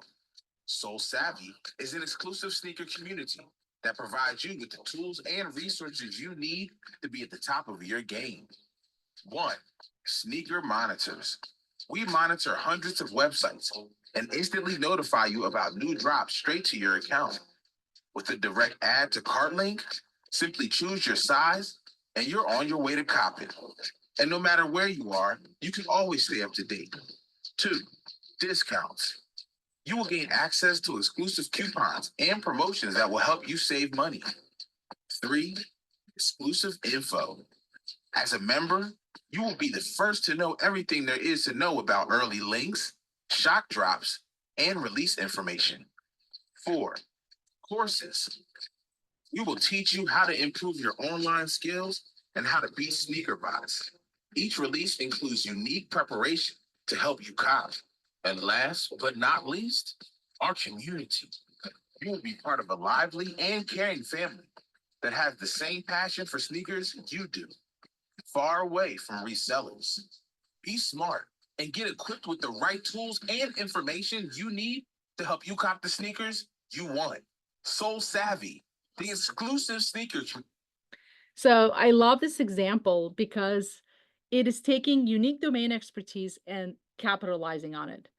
So this example actually showcases how you can start simple, right? They just started with a community, which they used a third-party tool to create the community. They started charging for people in that community. And because they had the community, they were able to figure out what tools they can build for this community and eventually build technology. They raised $2 million in seed round, et cetera. And they grew this company into a big, ginormous company. Okay. Now, next example is a PR consultant who was running her own PR agency and was looking for a solution to make her team more efficient. And when she couldn't find what she was looking for, she created it. The solution was a software product called Prowly, a PR and media relationship software, which then she sold to SEMrush at some point, right? So she built a tool for herself and then was able to sell it to other people who had the same problem. Example of a mother who became a full-time caregiver to her son who was diagnosed with an autoimmune disease. And she found out firsthand how frustrating and isolating that experience was. And after interviewing a lot of caregivers who found out that she found out that she wasn't alone, she developed an AI buddy to give informational, legal, and emotional support to caregivers. Okay, so lots of examples to show the variety of all different types of ideas that you can use to build a scalable tech business.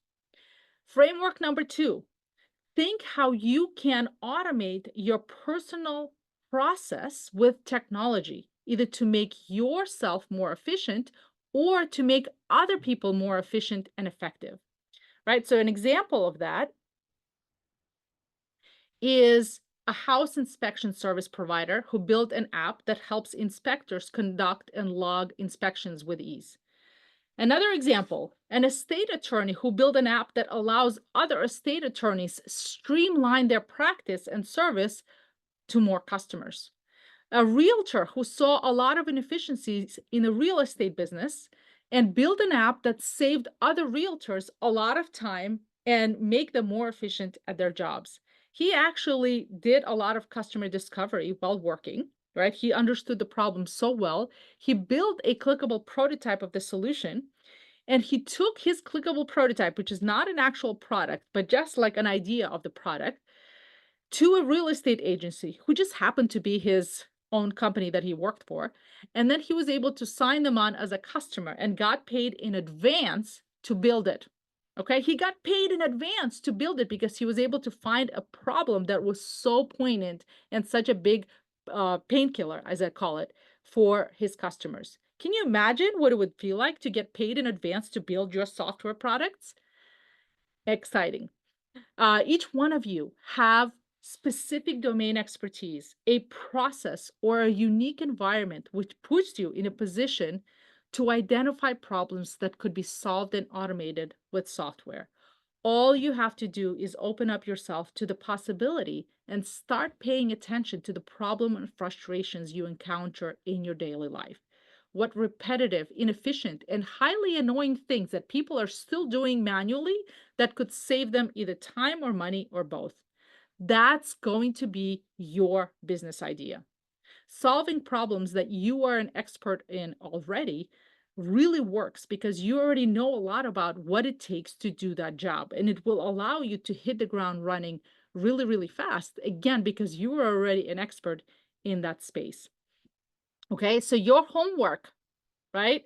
Your homework is to brainstorm ideas. I wanted to plant a seed in your head about all the different things that are possible. So I want you to brainstorm ideas on how you can scale your business expertise and create new revenue streams using software as a way to distribute that knowledge and that service. Okay, so hopefully you can see how these 4 areas of focus can help you scale a lot faster. And using technology, you'll be able to become so much more efficient, be able to optimize your team's output, focus on the things that matter, and of course, hopefully become not just the user of technology, but also the creator of technology. And that is going to help your business scale a lot better.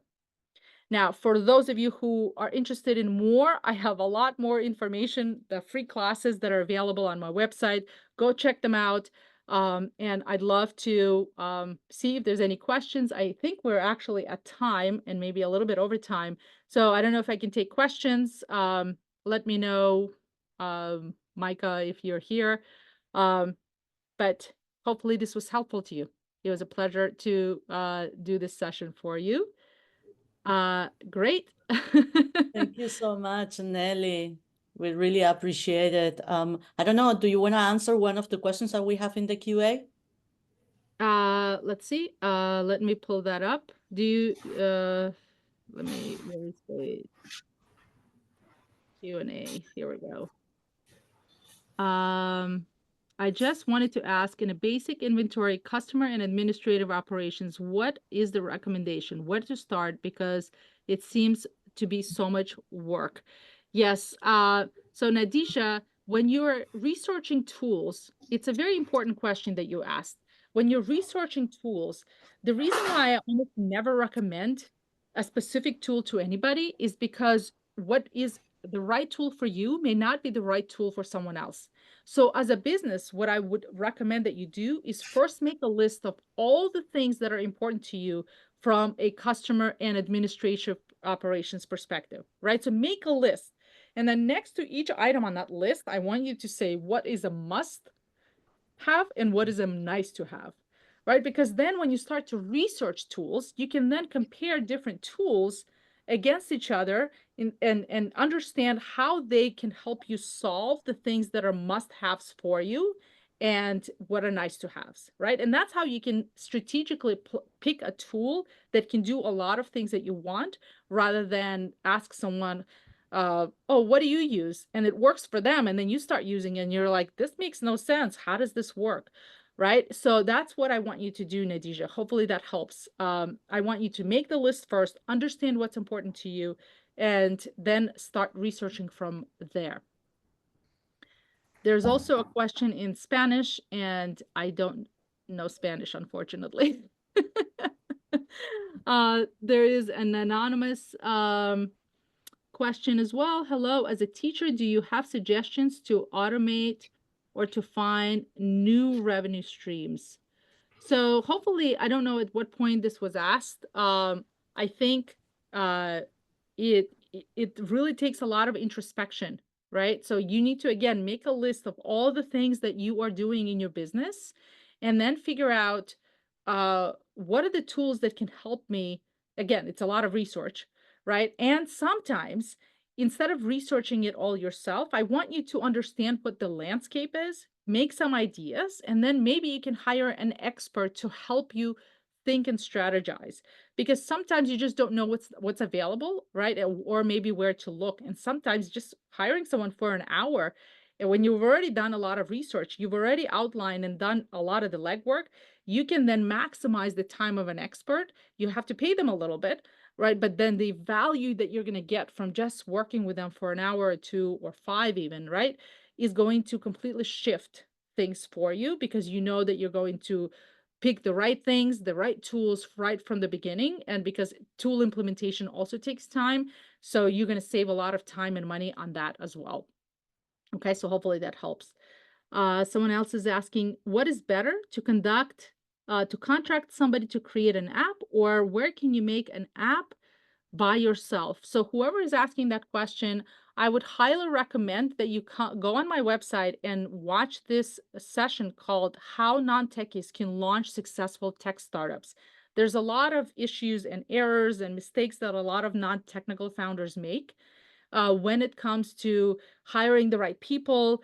To me, the most important thing as a non-technical founder is for you to become technically literate, so that then you can manage a team and understand how to create the right requirements, how to talk to the team, how to guide them to develop things so that they are exactly what it is that you want to do, and you can avoid a lot of expensive issues and mistakes. So watch that webinar. There's I teach a lot around building a product and an app, and whether or not you should do it by yourself or ask someone else to help you build it.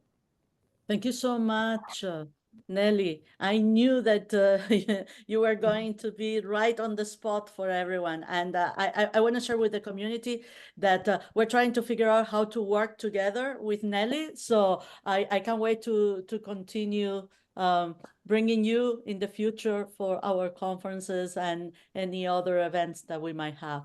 Thank you so much, Nelly, truly. You're welcome. It was a pleasure. And please reach out to me on LinkedIn or any social platforms if I can help. We will Great. share Thank your you so information. much. Yes. Thank you, Nelly, for this great workshop.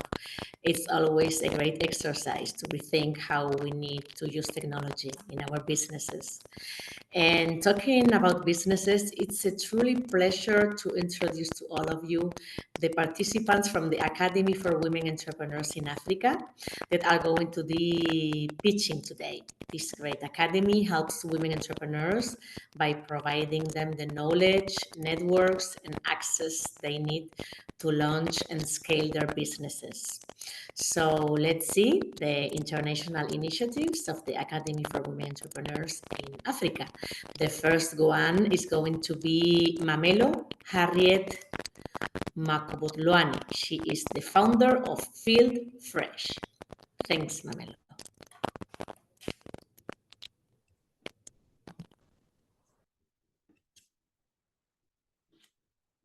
Mamelo Makobotloani, the founder and managing director from Field Fresh, a 100% Black youth-owned food processing company based in the Mountain Kingdom of Lesotho. MHM Field Fresh specializes in the value-added processing of various fruits and vegetables. We source our products from local farmers, which helps us to not only strengthen local agriculture, but also enhance food security here in Lesotho. Our products range from fresh chopped vegetables, frozen fruits, frozen French fries, and the newly added cold pressed juices. My inspiration behind starting the business comes from my own personal experience. I grew up in an entrepreneurial family, especially with a grandfather that was very passionate about agriculture and farming. Growing up and experiencing the fruits of his hard labor go to waste due to limited market to supply to was disheartening. And this sparked a business opportunity in me to transform those losses into opportunities by identifying a business opportunity of starting a food processing company that will create a reliable and consistent market for the local farmers.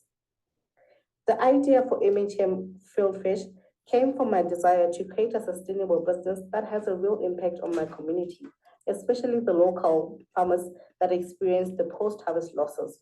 This challenge was a challenge for most farmers in my country. My district, known as Leribe, is the agricultural hub of Lesotho, and agriculture is the backbone of Lesotho's economy. So this idea of starting a food processing company was started with the aim of creating a market for the local farmers, ensuring that farmers focus on their production to the fullest maximum and supply us with the produce that we will now process into convenient food products. When I realized the potential of agro-processing to create jobs, support local farmers, and provide convenient, nutritious food options, I knew I'd found my mission. Starting this business wasn't just about profit. It was about also showing the youth that we can also shape our futures within the agricultural sector and to also use the opportunities around us and use what we have to start. I believe in the power of youth to transform various industries and address issues like unemployment and food insecurity. And this is what motivates me every day. MHM has the goal of being a reliable supplier of processed products in Lesotho. Not only are products processed, but they are of the highest quality and are organic. In order for us to reach this goal of being one of the reliable and leading agro-processing companies in Lesotho, we need consistent access to resources and support. Equipment is a big one, especially in food processing where having the right technology is crucial to ensure quality and efficiency. Financing is also a key factor as a young business. Securing funds to expand our production capabilities and improve our packaging is also a huge challenge.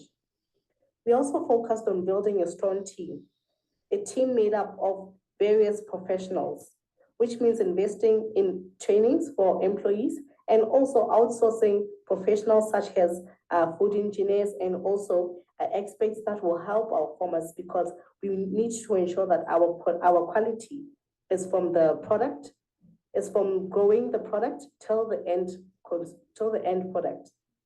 There is so much potential within the agro-processing sector, and with the right support, We believe that MHM Food Trade can continue to grow and make a bigger impact in the community and the country at large. For us, it's not only about sustaining our operations, but also about contributing to the local economy and empowering more youth and ensuring that more women and youth get into agriculture in order to contribute to food security. Our aim is to ensure that our products do not only we do not only supply the local market, but also supply the international market. We aim to supply our products to the different African countries and internationally, and also to take advantage of the EFCFTA and ensure that more women in agriculture take advantage of this agreement and export locally produced products to Africa and the world at large. Thank you.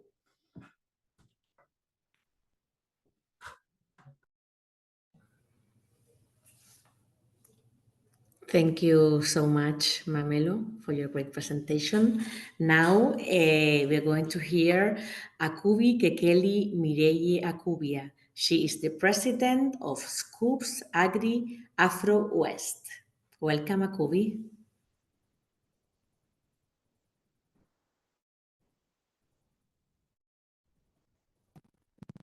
Good morning. My name is Mireille Akubia, and I'm the president of Scoops Agri Afro West.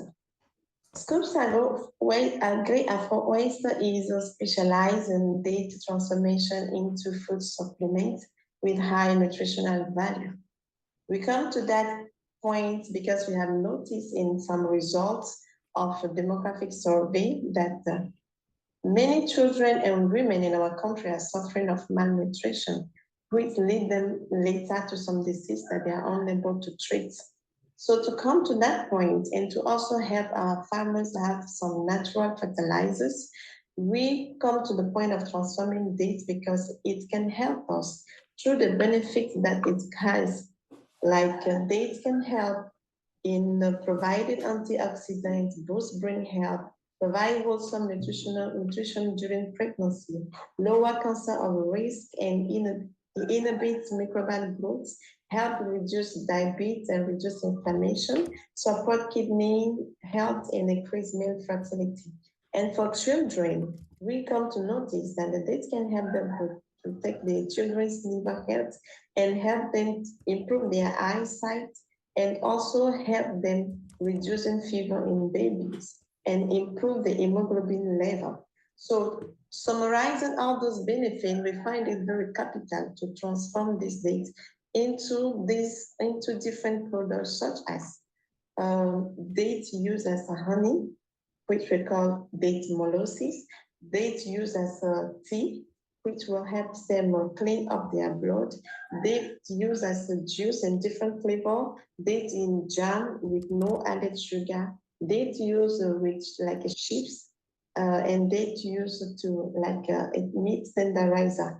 We also have date sugar that adult and even diabetes can use to replace the natural sugar. Yeah. And to come to that project, we have some needs, and the total of our needs to be able to provide some basic equipment is valued in a total of $25,000, and the working capital requirement is $23,000. So the total project cost is $48,000. So these are the needs that we have recorded for now. And we have some partners that are willing to work with us. They want to represent our mark because they have been impressed with our idea and our project. They want to represent us in different countries, such as we have a partner in Ivory Coast and in Burkina and in Niger. I want to represent us. And we also want to increase our team in Lomé because we want more people to be able to get a decent job. So our project will give them some decent job. And we also want to emphasize in communication to get more people know about us, about what we are doing, about the benefits of using our product, what they can bring to their health. So in our team for now, we are a group of 5 women directed by 2 women, which I am the president. We also have a secretary and production manager. So for us to increase the team, it will be to hire more people, to give them jobs, to be able to hire other people to work with us. And this one will also contribute in our economy by reducing poverty. And so that is all we can say about our project for now. We also have the links to our different pages that I can share with you if you want. And I'm happy to share my project with you. If you have any questions for me, I'm available and willing to answer. Thank you very much.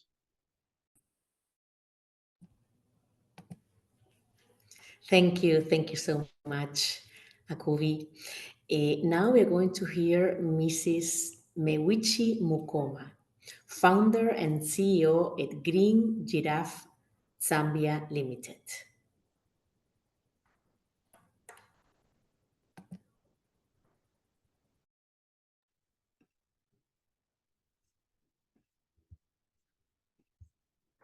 I'm Mwiche, founder and CEO of Green Giraffe Zambia Limited.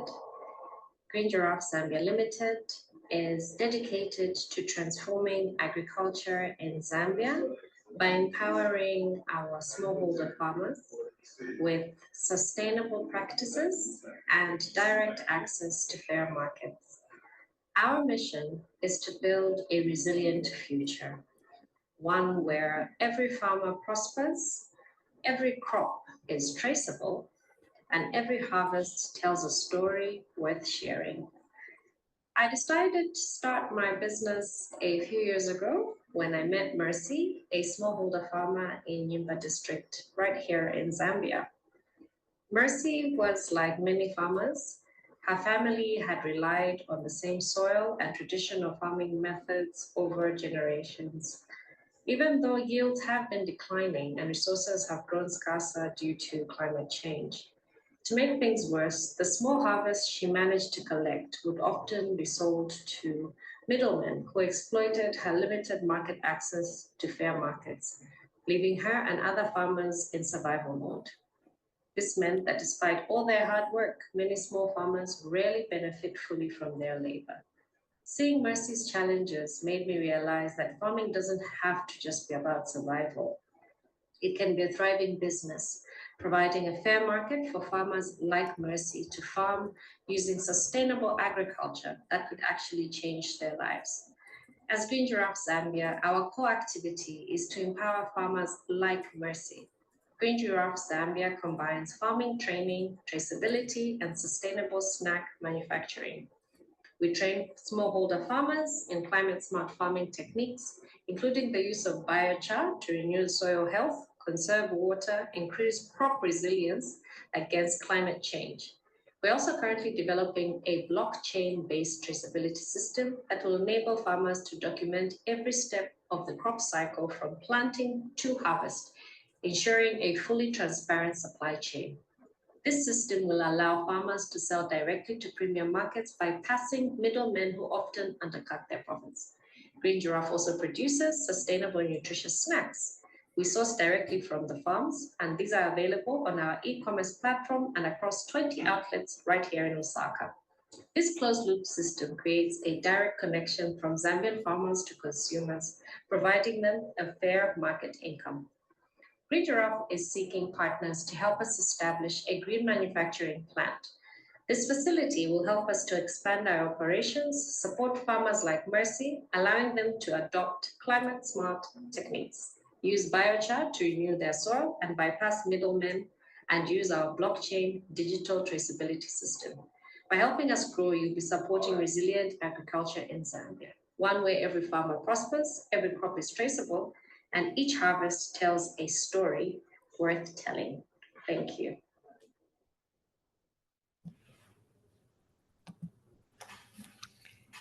Thank you so much, Muiche. So let's hear now Doreen Robogo. She is the founder at Kiutoke Valley Honey. Welcome, Doreen. Hi everyone, my name is Doreen Robogo, the founder of Gwitoke Valley Honey. Gwitoke Valley Honey originated in our family's backyard in Tarime, a humble beginning nurtured by my father over a decade. Since officially taking the reins as a second generation beekeeper after the passing of my father in 2021, the journey has evolved into more than honey production. It's a legacy unfolding one hive at a time. Gwitoke Valley is centered around beekeeping and honey production, aiming to provide natural, sustainable products like honey, beeswax, and luxury candles. Our business utilizes a hub and spoke model that aggregates honey from our community of trained women to our facility and distributes to other businesses and our customers. This vision puts us in a position to not only scale our business, but also empower women across Tarime and beyond.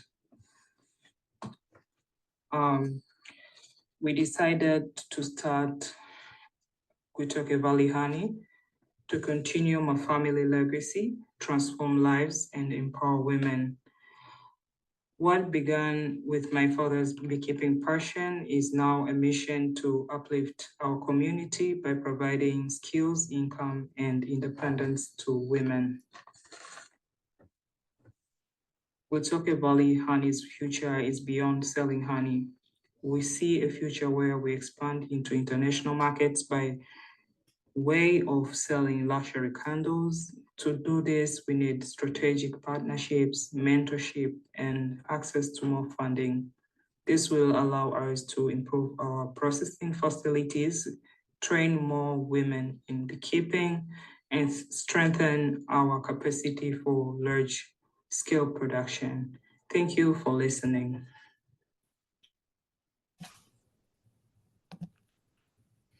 Thank you so much, Doreen.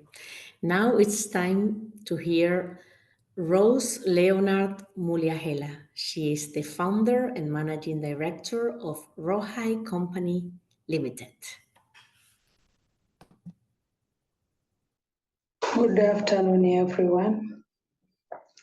I'm Rose Leonard Muliahela, founder and managing director of Rohai Company Limited. Rohai Company Limited specializes in processing and marketing banana products. We are passionate about empowering smallholder women, banana farmers, fostering sustainable practices, and creating profitable opportunities within the agriculture value chain. I was driven to start a Rohai Company after witnessing the large availability of banana produced by women in the Rungwe and Busokelo district of Mbeya, Tanzania. These bananas were often wasted due to a lack of market access, while there was a strong demand for banana-made products. I saw an opportunity to solve this problem by introducing and strengthening the banana value chain, empowering smallholder women, farmers, many of whom are single mothers, and creating delicious and healthy banana-based products.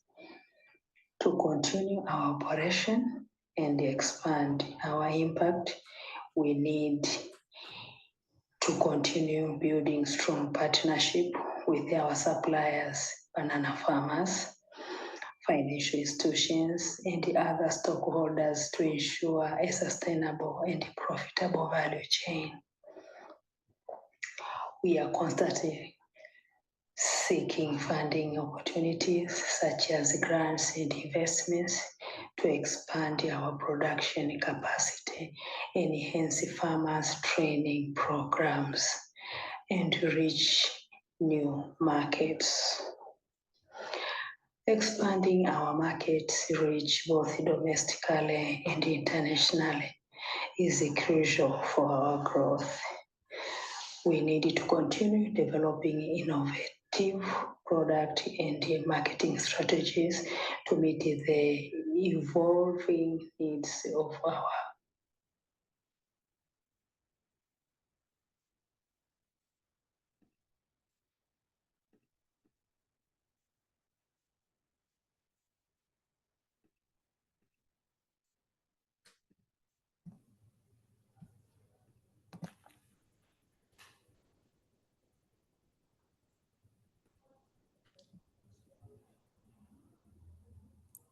Thank you.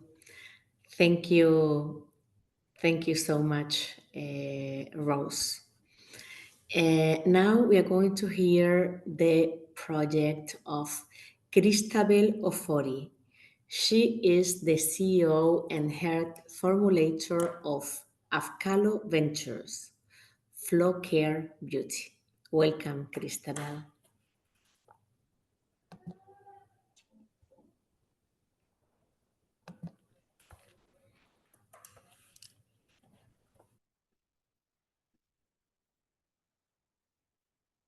Hi, everyone. My name is Cristabel Ofori from Ghana. I'm a chemical engineer, a certified cosmetic formulator, and the founder and CEO of Flow Care Beauty. Flow Care Beauty is a complete line of skin health and hygiene products that uses 100% natural plant-based ingredients to create nourishing and rejuvenating products for babies, mothers, and busy career women. I started Flow Care Beauty out of my own personal struggles with finding effective gentle products for my first son's really dry and sensitive skin. And I recognize that a lot of mothers face similar challenges too. As well, usually after childbirth, a lot of us mothers lose our glow and long for effective yet simple products that will rejuvenate our skin and bring back the glow we once had. Hence, Flow Care Beauty. Flow Care Beauty is built on the belief that skincare products can be both gentle and powerful. We make our products using Ghanaian shea butter, baobab, moringa, as well as other ingredients sourced from the African continent. As well, we use raw agri inputs like tomatoes, neem, and cucumber, creating therapeutic products for both babies and adults.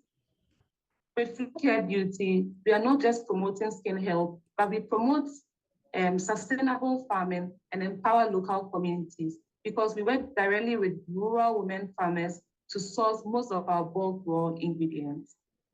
To expand and continue our operations, we are seeking a funding of $250,000. We seek investors and partners to help us accomplish this. With the funding, we'll be able to grow our marketing and advertising. As a growing brand, we recognize that we need a lot of brand awareness and visibility. And with this funding, we'll be able to hire an A+ team that will help us with advertising, run ground campaigns, and tell our story of sustainability. As well, we need support with distribution and logistics. We want to grow our brand across Ghana and the entire African continent, tapping into the new AFCFTA market.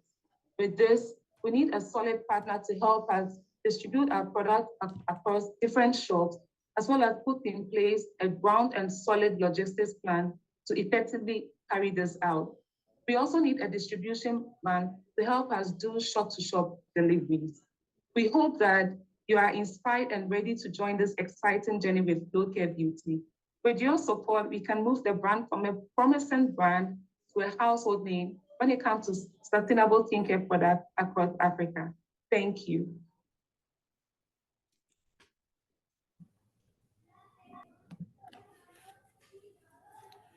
Thank you all for the amazing work that you are doing in your communities.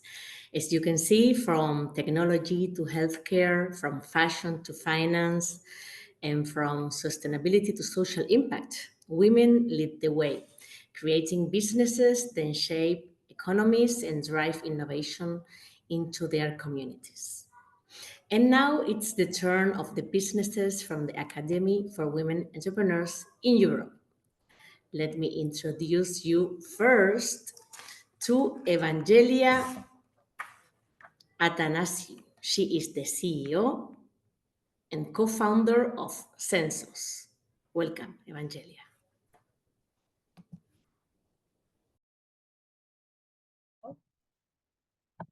Hello. Can you see my screen? Yes, we can see it, Evangelia. Very well. We can see it. Thank you. So I'm gonna start now. Perfect. Hello, everyone. I'm Evangelia Thanasiou. I'm the CEO and co-founder of Census. Census is a health tech startup based in Cyprus, and we are focusing on the prevention and rehabilitation of musculoskeletal disorders. Census is a spin-off of Science Center of Excellence. It's an idea that came out of the NEOMOVE research group. NEOMOVE deals with the neurocognitive management of occupational movement disorders. So why we wanted to spin out with a product out of research? Based on our strong background in the field and the involvement, we saw that there is a real need in the market. And therefore, we're now in the journey of commercializing our research. And we know that musculoskeletal disorders are affecting 20% of the people around the world that could really benefit from rehabilitation. And yet, even in Europe, over 37% of the European countries, they never access the level of care that they need because of the lack of therapies and facilities. Among the occupations with the highest prevalence of musculoskeletal disorders are musicians, who are constantly looking for prevention techniques, and they're doing a lot of rehabilitation, with up to 93% of professional musicians already suffering from musculoskeletal disorders. 67% of amateur musicians also facing these issues, and half of them are already using prevention techniques. Now, talking about the need for rehabilitation, current rehabilitation procedures are very manual and they require hands-on techniques and the close involvement of the therapist. And that's where we come in. At Census, we digitalize the whole process with Reform. Reform is a digital biofeedback tool designed for both the prevention and rehabilitation of musculoskeletal disorders by providing a real-time biofeedback of the user musculoskeletal condition. It's designed for patients and therapists, as well as helping individuals who care for prevention. So let's see how it works. In our main case study scenario, the musician wears our custom set of wearable sensors on their body during playing. Then the sensors collect the muscular and postural information, and from this, the digital twin of the user is created and presented on the screen. Reform enables objective and automated support by providing a 360 viewing angle of their digital twin, displaying in real time the muscular activity information in the form of heat maps, as well as corrective feedback based on the postural information.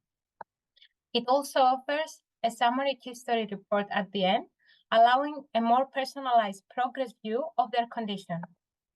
And this is a case study for musicians, taking into account all the biomechanical characteristics of the different musical instruments.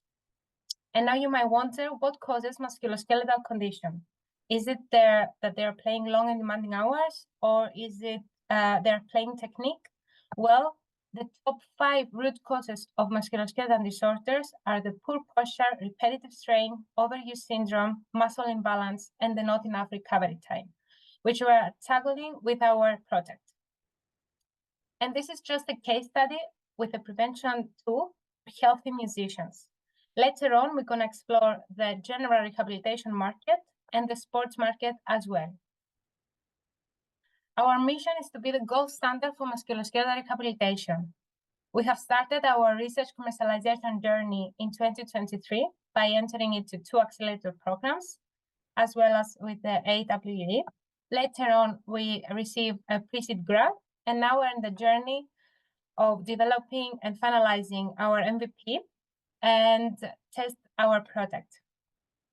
This is our 4-person team with diverse background and skill sets, with expertise in signal processing, neurophysiology, musculoskeletal disorders, software development, business management, and advanced statistics.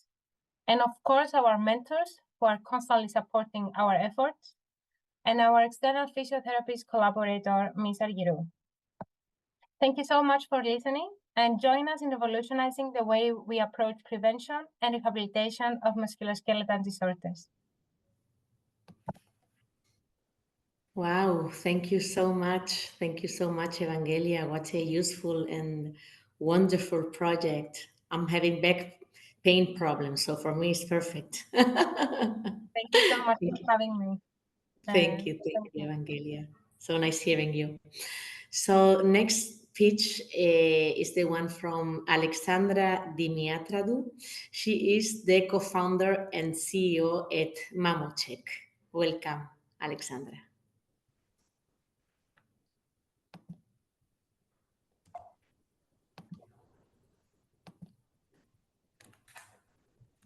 Late breast cancer diagnosis reduces the survival rate from 100% at stage 0 to 25% at stage 4.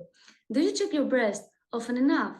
Hello everyone, my name is Alexandra Dimitriadou, co-founder and CEO of Mamocheck, and today I'm going to introduce you a method for examining breast cancer at home. Almost 3 years ago, my mother found that she has a tumor in her breast by chance. Being a businesswoman, she didn't have time to perform hair examinations frequently. At that moment, I thought how useful it would be if we could check for breast cancer at home to avoid late diagnosis.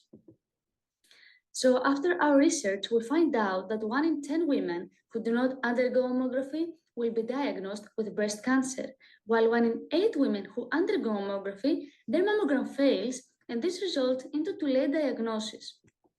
So women need an accurate, affordable, and painless method that does not emit any ionizing radiation to frequently examine for breast cancer at home to avoid late diagnosis.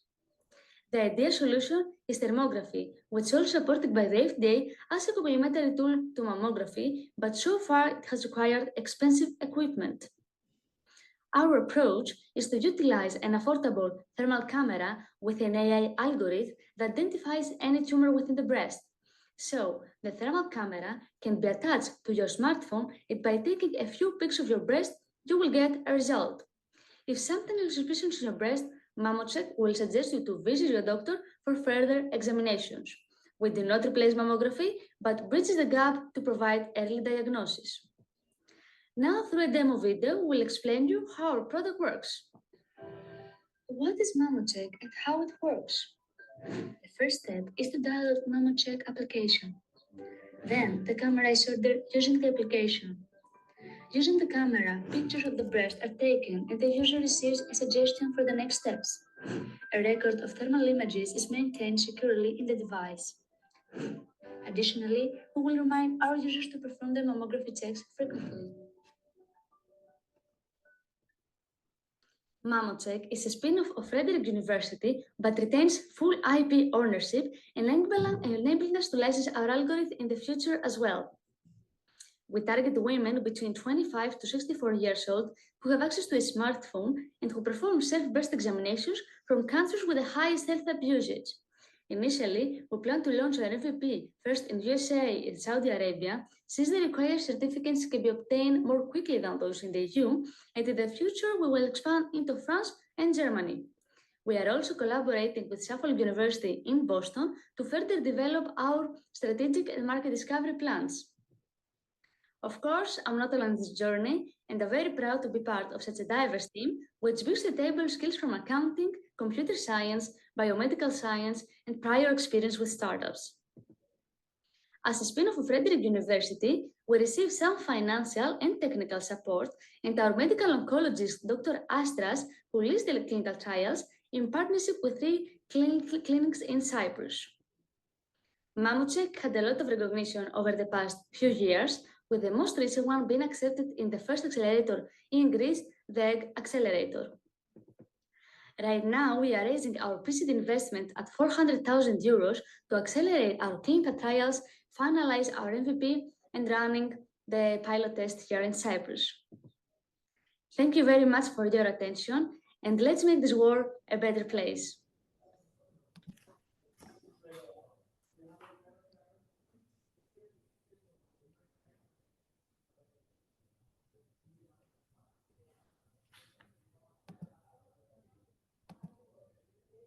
Wow. Wow, wow, wow. I love all these health projects. They are really, really inspiring and useful.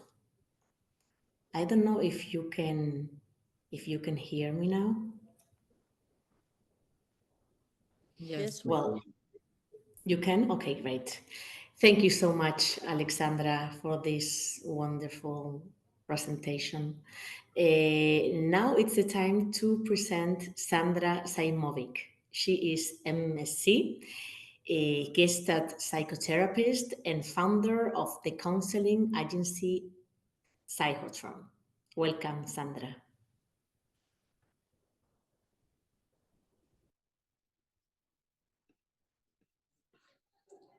Hi, my name is Sandra Zajmovic, and I am a Gestalt psychotherapist with more than 12 years of experience. My business, of course, revolves around psychotherapy. That is my calling and my passion. I'm also a proud owner for a platform for online psychotherapists. During the COVID period, I created Bosnia and Herzegovina's first online psychotherapy platform, Psychotromba, which quickly provides proved to be timely and impactful business idea. With only a few clicks, you can book a session by reaching out to any of our 24 licensed therapists who are dedicated because we care. We provide therapy service to achieve your well-being and health. We also ensure full privacy. The platform has been active for over 3 years now, and it feels like the perfect time to take the next step forward. I'm seeking the support of experts or investors to help update the platform and expand it to the European market. I'm hopeful that in the coming period, I will find the backing needed to bring this vision in life. Thank you for listening to me, and have a nice day. Bye. Thank you so much, Sandra. A very interesting project too. Mental health is so important nowadays. So let's hear now Jasna Pejovic. She is the CEO of Flourish and Digital Bee. Hello, it's evening in Montenegro. I will share my screen now with you, and I hope that you will be able to see it. If somebody can confirm, it would be really nice. Yes?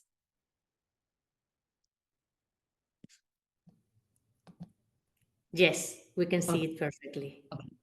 So I'm CEO and co-founder of Flourish. Flourish is Emotional Intelligence Growth Assistant. It's actually an app that effectively and affordably develops emotional intelligence and helps people become more successful and helps companies become at the same time more successful.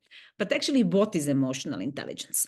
You know, I was working in corporations for almost 18 years. And during this time, I noticed that you can be an expert in some area, but actually, if you are lacking communication skills, conflict management, if you are lacking self-awareness, if you are lacking ability to have empathy for others, for example, or if you are not resilient, actually, you will very hardly climb in hierarchy ladder.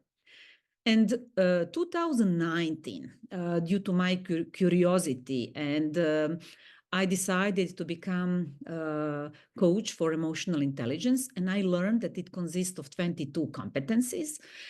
But moreover, I learned that it really has a huge impact. So there are numerous scientific research that shows direct connection between employability, salary level, happiness and life satisfaction, and your level of emotional intelligence. On the other side, when companies invest in the development of emotional intelligence of employees, then their performance and productivity grows, making companies more profitable. And there is a great thing about emotional intelligence. You can increase it during your whole lifetime, no matter your age, no matter your previous education. But you can develop it on several ways. The best way is when you can work with the coach one-to-one, but many people cannot afford this. Other ways is, of course, when we have self-education, when we attract some trainings, but actually, when we speak about HR managers and CEOs, majority of them find existing solution for development of emotional intelligence as expensive, not effective, and time demanding. So just imagine myself, it was 2019. I learned about importance of emotional intelligence. I learned of its impact and learned that it's very difficult for humans to develop it. And I had extensive IT background. I was working as IT director in Deutsche Telekom Group for 11 years, and I was programmer in some long time ago. So I realized that digital coach for emotional intelligence development can be created, and that's exactly what we actually did. So Flourish is mobile app. Firstly, it tests current level of emotional intelligence of its users and then develop it via gamified content. There is a great thing that it comes with a dashboard. So actually companies can track progress of developing EQ of their employees. This app saves budget. So for the same budget, or let's say for savings of 60% in budget, companies can cover all emotional intelligence competencies and they can invest into all employees. It's not developing of emotional intelligence and soft skills, it's not anymore privilege. So we are selling licenses per user per year. And despite having competitors on the market, Flourish is currently only solution that develops soft skills and emotional intelligence that is officially recommended by UNDP. It's a solution that changed the world for better.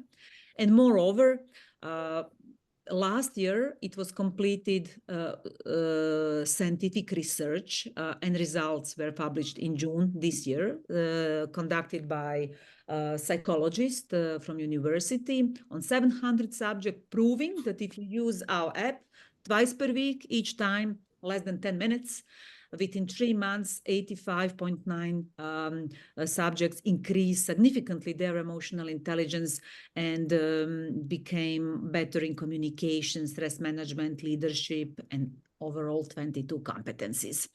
So basically, Thank you, Jenna. Let me just tell you that we cannot see all the slides. I don't know if we should be seeing only one slide of your presentation. Or actually, just... it had a lot of slides, but never mind. I will just switch. Okay. I don't know why. Okay. But You're basically, explaining it very well. Basically, I would just like to pass this message. I know that among in the audience now are a lot of women who are having their ideas. I'm coming from Montenegro. Montenegro is a very small country in Europe, not part of European Union yet. But, you know, we managed to get our first funding. Now we have clients. Our solution is part of UNDP catalog of recommended solutions, and we are really changing world for better. So I would say my message is you can do it. It's not easy. It requires a lot of hard work. It requires vision and resilience, but basically it is doable. So we are looking for partners. We are looking for currently for investment for growth and scaling. So if somebody is interested, I will leave my LinkedIn link in the message in chat and we can connect. Thank you. Thank you. Thank you so much, Jasna. It's true that emotional intelligence is so important nowadays. Thank you for this great project. Now we're going to hear Luba Heinrich. She is the founder of Ginkgo Studio and also a Zen Shiatsu practitioner. Welcome, Luba.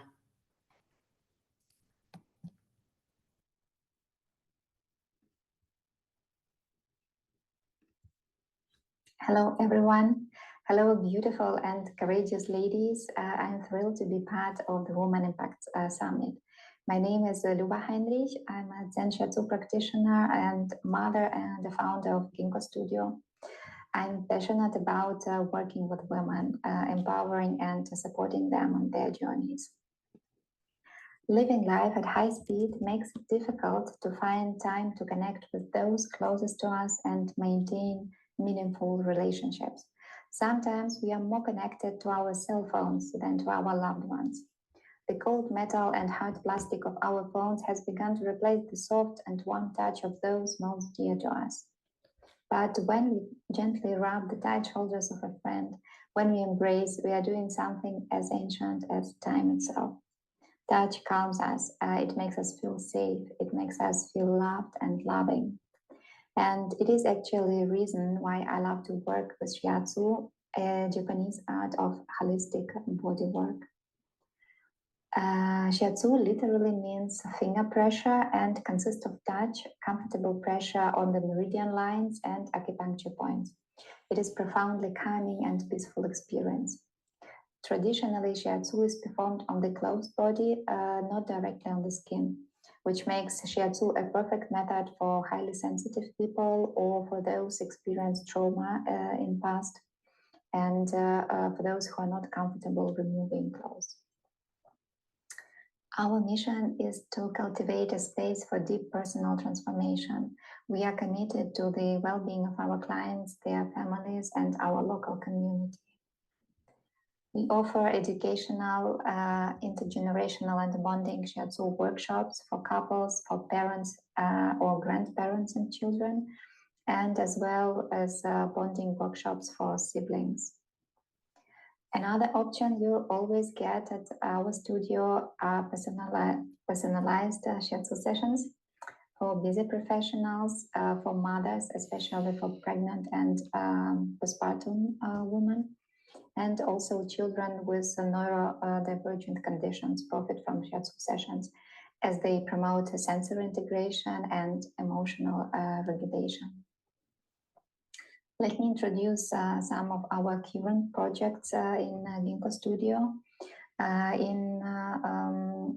the end of the month, in Croatia, in rural area, we will host a retreat for displaced Ukrainian women. I'm really thrilled with this project as it is very empowering and transformational experience for them. Another project in our studio is building a Ginkgo studio, actually, the physical studio on a hill. And it is a 75 square meter studio in Slovenia, in a rural area.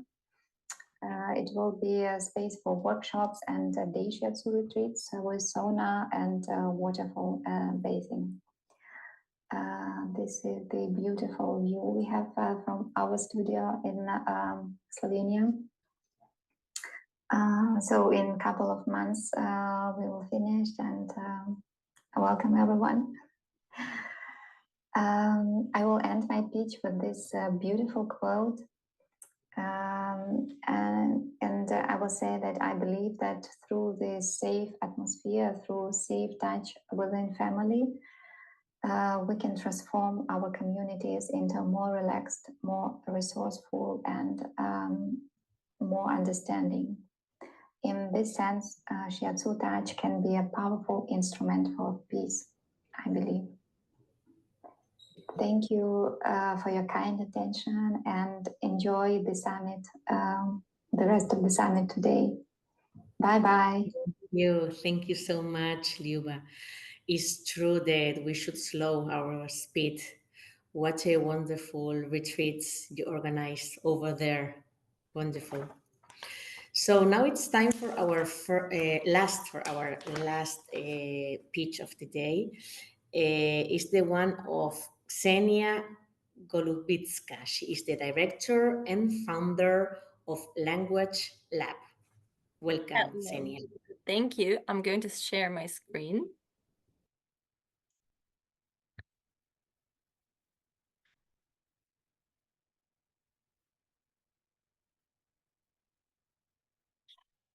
Hello, my name is Ksenia, and I'm thrilled to present my project to you, Language Lab. And to begin with, I would like to tell you the stories of Victoria and Stephen. Victoria is a Scot living in Kyiv, working for the Danish Red Cross. She loves it there, but without Ukrainian, she's struggling with everyday social work and other communication. And she also feels a little isolated because of it.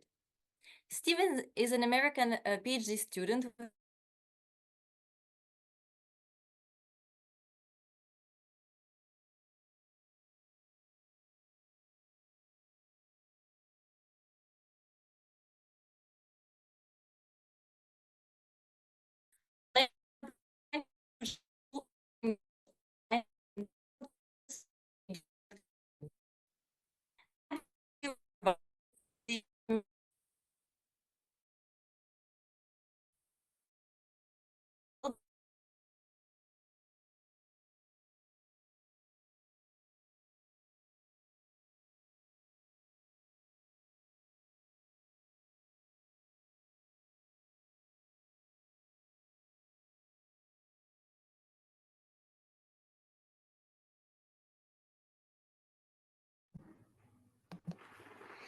Hi, Xenia. We are having connection problems. I don't know if you are having any connection issue. We are not hearing you very well. So let's give you a minute so that perhaps you can reconnect. In the meantime, I just wanted to thank you all for all this like hard work that you all have done with the Academy of Women Entrepreneurs program. The Heroikka Association is also a facilitator of this program, and it is amazing to see the growth that the businesses experience during the whole program. Don't we love all the great businesses that are nowadays impacting all our communities? I don't know if Xenia can join us now. If she cannot, we can hear now from the Heroicas that are representing Portugal, Italy, and Spain in the next session. So perhaps Xenia can join afterwards.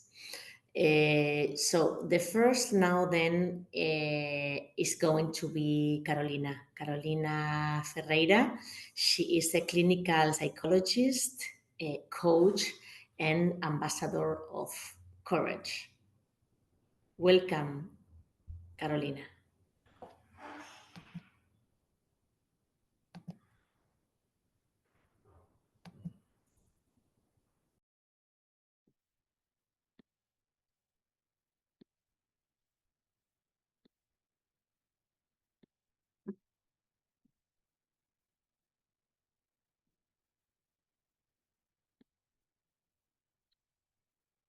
Hi everyone. I am Carolina Ferreira. I am a clinical psychologist, coach, and host of the Carolis podcast. And let's be real, sometimes we are all waiting for a unicorn, but life ends as a goat. At Carolis, we help you turn that goat into a unicorn with courage, humor, and the real mental health tools. My business is Carolis, a podcast that combines mental health expertise with humor to help people transform everyday challenges into opportunities for growth. Carolis is all about real, down to earth talk that doesn't sugarcoat life. Because yes, sometimes it's a goat, but we make sure our listeners walk away feeling inspired, equipped, and ready to tackle whatever life brings. I created Curlis because I saw a gap. People need mental health conversations that are accessible, authentic, and not just theory. They need to feel like they're not alone and that growth can even be funny sometimes. Curlish is here to bridge that gap, to show that with the right tools, even a goat can become an empowering experience. To keep transforming lives, we're looking for partnerships and sponsorships that resonate with our mission. With more support, we can expand Curlish, reach a wider audience, and bring more unicorns, or at least very fabulous goats to life. So thank you so much and keep connected. Thank you. Thank you so much, Carolina, for your great project. Thank you for your words. Let's hear now Luana Cotena. She is the founder, CEO, and fashion eco-designer of Alare di Luana Cotena. Hi, everyone. Okay.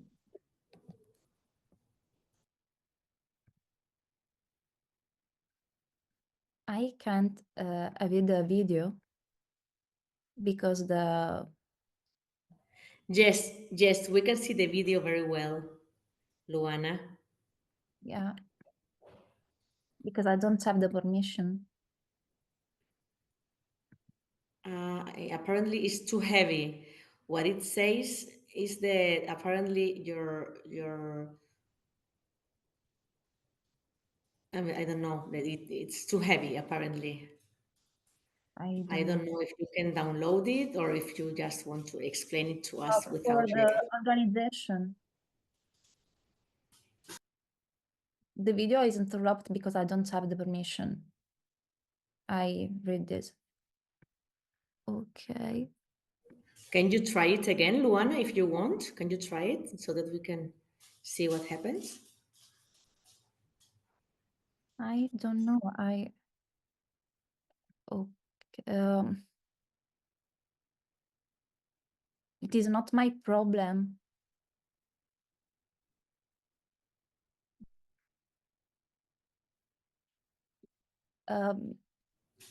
Try to do it again. Okay. I can have the link, please.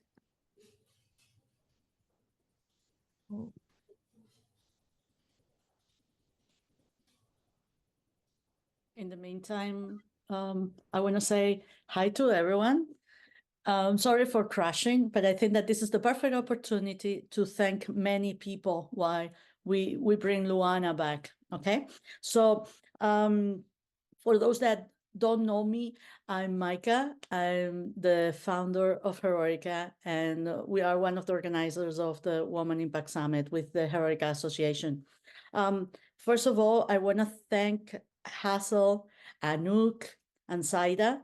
Hazel and Anouk have been translating the whole day for all of us. So thank you so much. And Saida, because she has created an amazing new logo for us for the Women Impact Summit that we're going to be sharing it on Friday in our networking party. Oh, I see Luana here. Perfect. I will continue telling more things later. Okay. Okay. They're Hello. all yours.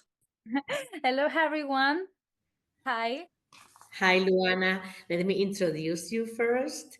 Luana Cotena. Well, you already know her because you're Sira, no? Sorry.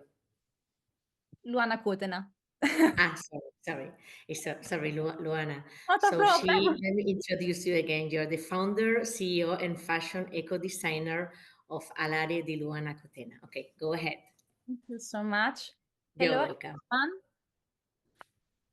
Hola a todo.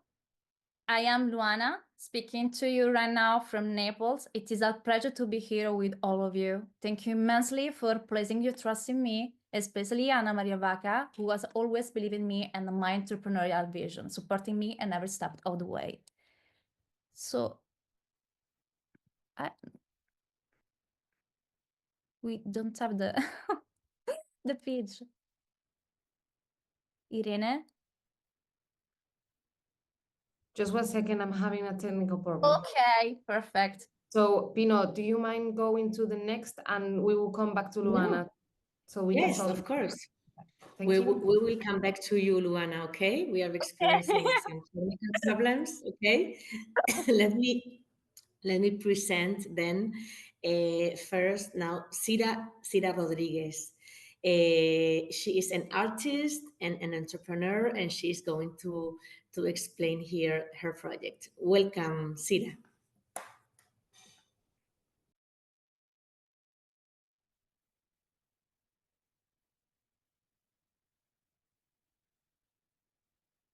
Violeta, florecer en la adversidad. Imagina un terreno árido, difícil de acceder y lleno de dificultades.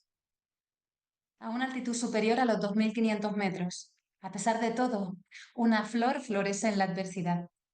Es la violeta del Teide. Sin embargo, no es una simple flor. Es un símbolo de la capacidad de la vida para abrirse camino en los entornos más inhóspitos. Ahora, cierra los ojos. Quiero invitarte a que recuerdes esos momentos de tu vida, momentos difíciles, quizá una ruptura, no acceder a ese trabajo, una pérdida, una decepción. Atravesar ese camino te hizo crecer para convertirte en quien eres hoy. Si te ha venido un momento a la mente, te invito a que escribas un corazón. ¿Y cómo transmitir un mensaje que trascienda y que invite a la reflexión? Esta flor es la inspiración de todo este proyecto que tiene como objetivo desarrollar la conciencia medioambiental a través de la cultura y poner en valor los endemismos canarios con actividades musicales y de divulgación. Asimismo, busca crear una plataforma sostenible para el intercambio cultural y la sensibilización sobre la igualdad de género.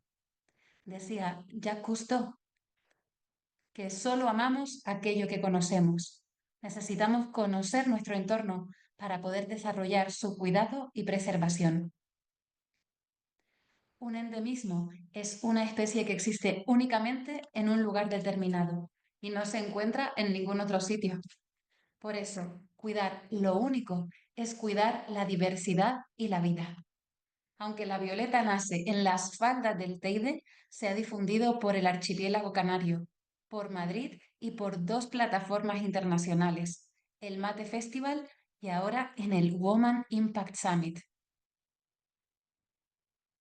Estos conceptos anteriores son la inspiración para el proyecto, que toma forma de canción y nos traslada a mensajes de resiliencia, la relación con las tradiciones en el folclore canario y el universo femenino. La violeta del Teide nos cuenta que la belleza puede florecer en los lugares y momentos más inesperados. El folclore canario impregna la canción, tejiendo ritmos autóctonos como el tradicional tajaraste, para evocar leyendas aborígenes. En la introducción se pueden escuchar las chácaras, un instrumento de percusión similar a las castañuelas. La canción destaca la importancia de la figura femenina en el discurso, representado por una muchacha guanche y la madre naturaleza. Se aleja de los estereotipos de diosas y princesas. Simplemente es una mujer que persigue sus sueños. En la lírica tradicional, la mujer, doliente y sacrificada, llora por una pérdida o por un amor. En esta canción, la muchacha se sorprende y observa ese milagro de la naturaleza. Como acciones complementarias, te invito a escuchar la canción La Violeta del Teide y además a realizar este test sobre endemismos canarios. Mi nombre es Cira Rodríguez, artista colibrí, con el propósito de despertar conciencias a través de la cultura. Más allá de cantar, quiero comunicar mensajes con propuestas culturales participativas. Puedes encontrarme en Instagram a través del código QR. Creo firmemente que puedes cumplir tus sueños empleando tu talento para mejorar el mundo. Muchísimas gracias a Woman Impact Summit y Heroikka por dar voz a las mujeres y hacerme partícipe de este movimiento. Cuéntame, naturaleza, que sale de tu interior, la historia de la belleza de una violeta en flor. Muchísimas gracias. Gracias. Thank you, Sira.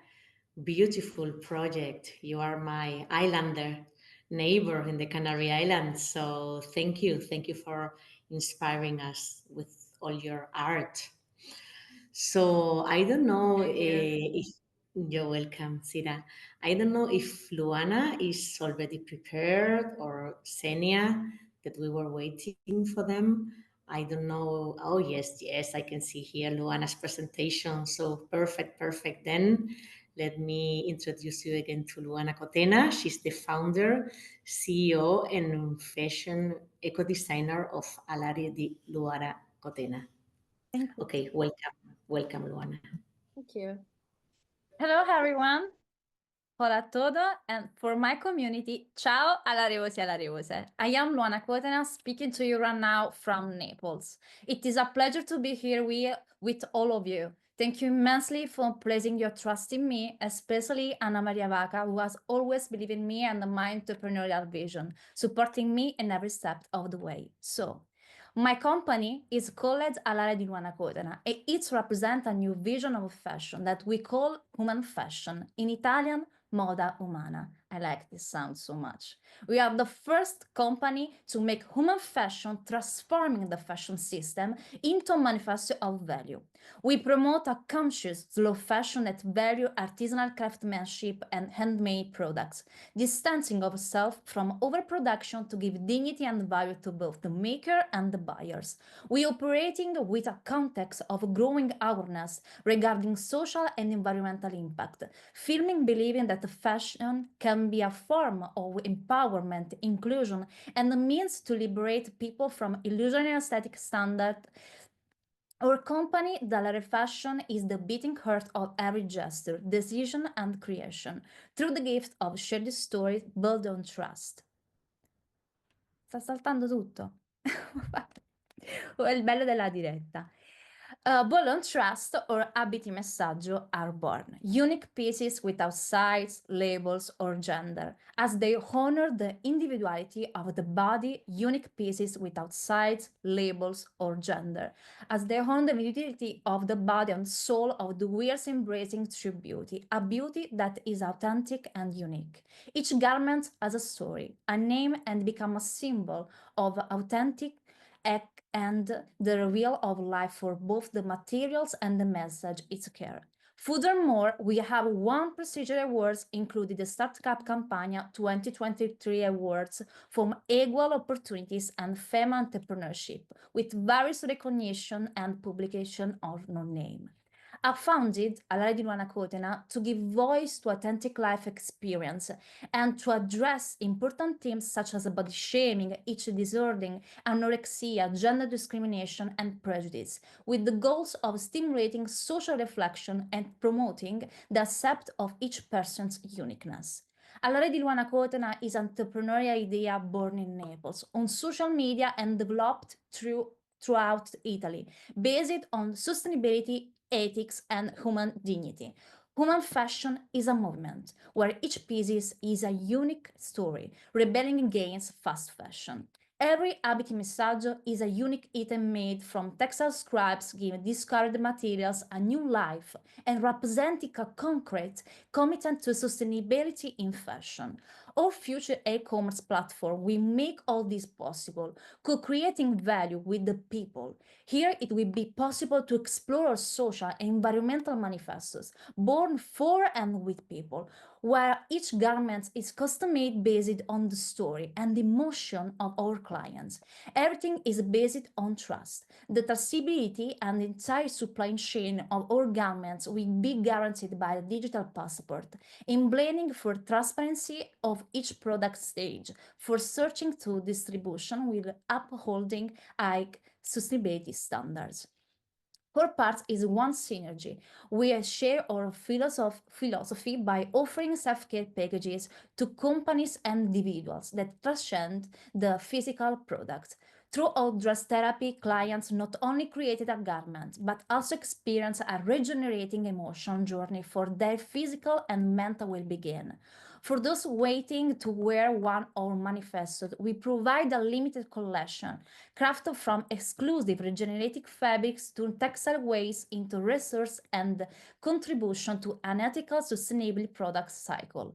Our e-commerce platform will soon offer a personalized experience, asking a series of questions to understand each client's taste and preference, suggesting unique style combination.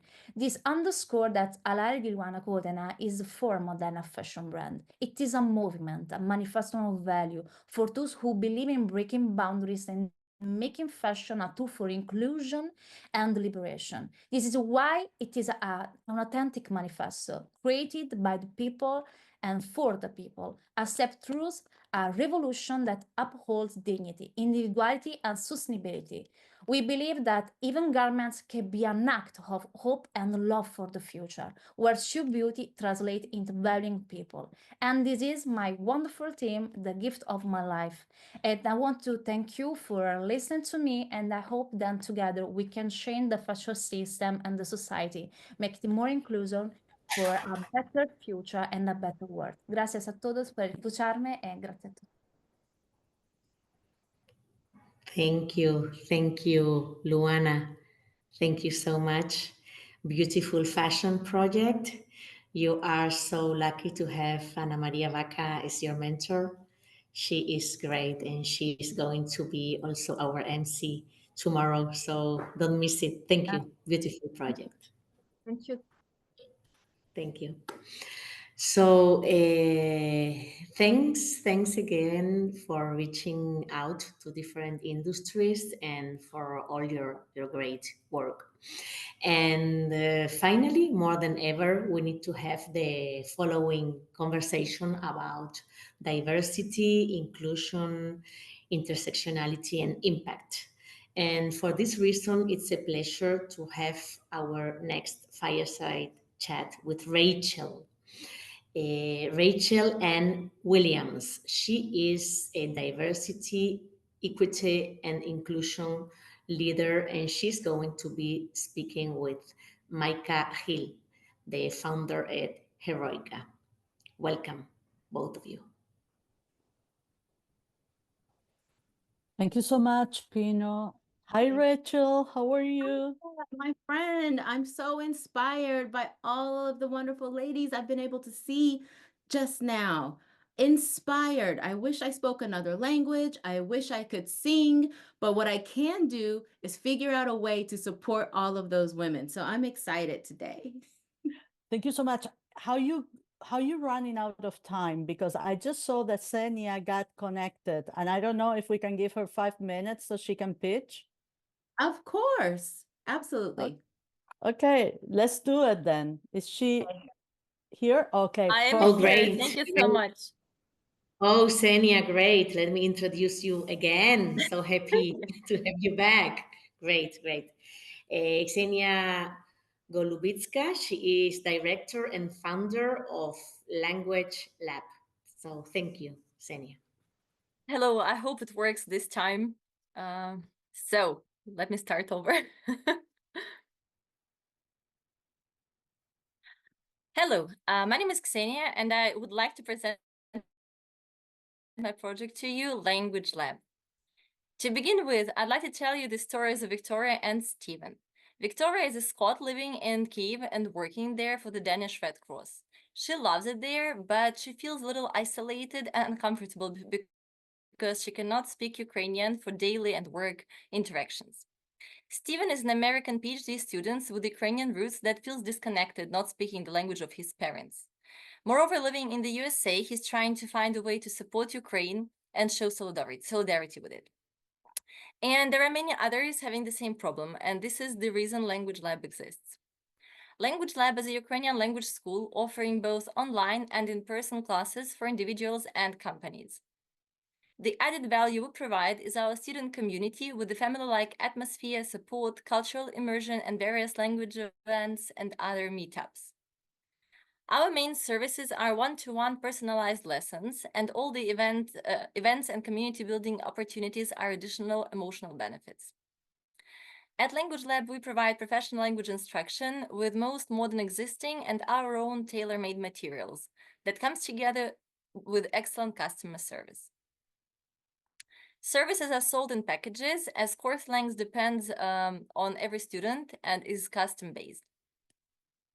And 86% of all students buy at least the second package, and on average, a client stays with us for 12 months, bringing 2,500 USD.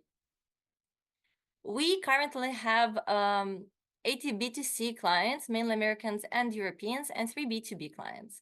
B2C are our main revenue source. On the team, we have wonderful ladies, 4 full-time and 11 part-time instructors, all professional teachers with a degree in linguistics, office manager, methodology, and SMM manager, an accountant, PR, and Google Ads specialist on a project basis, and me, founder and director, originally an English teacher. And this is the reason why I started Language Lab in 2016 as an English language school. Very soon, the demand got us to teaching at that point Russian and Ukrainian. And with the start of full-scale invasion, we focused primarily on Ukrainian. The main stage of our development began in 2023 with the O program. Since then, I have managed to hire new staff, launch a social initiative, a free Ukrainian language course for volunteers, which I'm really proud of, and make really useful partnerships. They are a partnership with a well-known media platform Ukrainer. It is about the free Ukrainian language course for volunteers, and the partnership with renowned language learning platform Promova. These collaborations mark a significant step forward in client acquisition and brand awareness for us. And these and other efforts also helped us to get a handful of media and publications. From now on, I plan to grow my business, which will be possible with establishing a leading position in the B2B market in Ukraine and expanding into the US and Canadian markets. And to reach these goals, we need to focus on marketing and PR primarily, which both require investments. And as for my ambitious long-term goal, it is to become a leader in Ukrainian language teaching across Ukraine, USA, and Canada, promoting Ukraine internationally and helping attract foreign investments, at the same time creating more employment opportunities for Ukrainian women. This was Language Lab in a nutshell. Discover more on our website, and please contact us on Instagram through this QR code. Thank you very much for your attention. Thank you. Thanks to you, Xenia. Beautiful project, very inspirational. So happy that we recover you. Nice, very nice message. So now it's time for the fireside chat. As I told you before, I'm going to be presenting you again to Rachel Ann Williams. She's a diversity, equity, and inclusion leader, and Micah Hill is the founder of Heroikka. Welcome back. Thank you so much, Pino. Hey, Rachel, how are you? So good to see you. So good to see you. And Xenia, is that how you pronounce the last speaker? I mean, yeah. I need to learn a language, and this woman is going to help solve my desires. I'm just blown away, excited. No, I just want to say thank you to all the alls, and of course, also the Heroicas that have been pitching their projects. Thank you so much for your work. I know how much it means, not only to you, but also the communities that you are creating this impact in. And the other thing I want to say is this year we are breaking records, not only of registration, but for the summit, but also for pitching in the Heroica Open Call. And we feel extremely humble and honored to have the opportunity to give you this space for you to actually share with all the community what you're working on. So once again, thank you to all of you. And before we start, I wanted to say thank you also to some people from our team. Irina, you have seen her at the chat all this time with the community in socials. Thank you so much for your amazing work, Irina. Irene, you are there. I know that their names sound similar, but Irene, Irene, you are there. Thank you so much. She's from production. She's helping us to resolve any problems. So thank you so much for your work, and also to Monica. I also want to say thanks again to Hazel and Anouk for being there translating during all this first day. Thank you so much. And of course, Saida for the new logo that you will see during our networking party.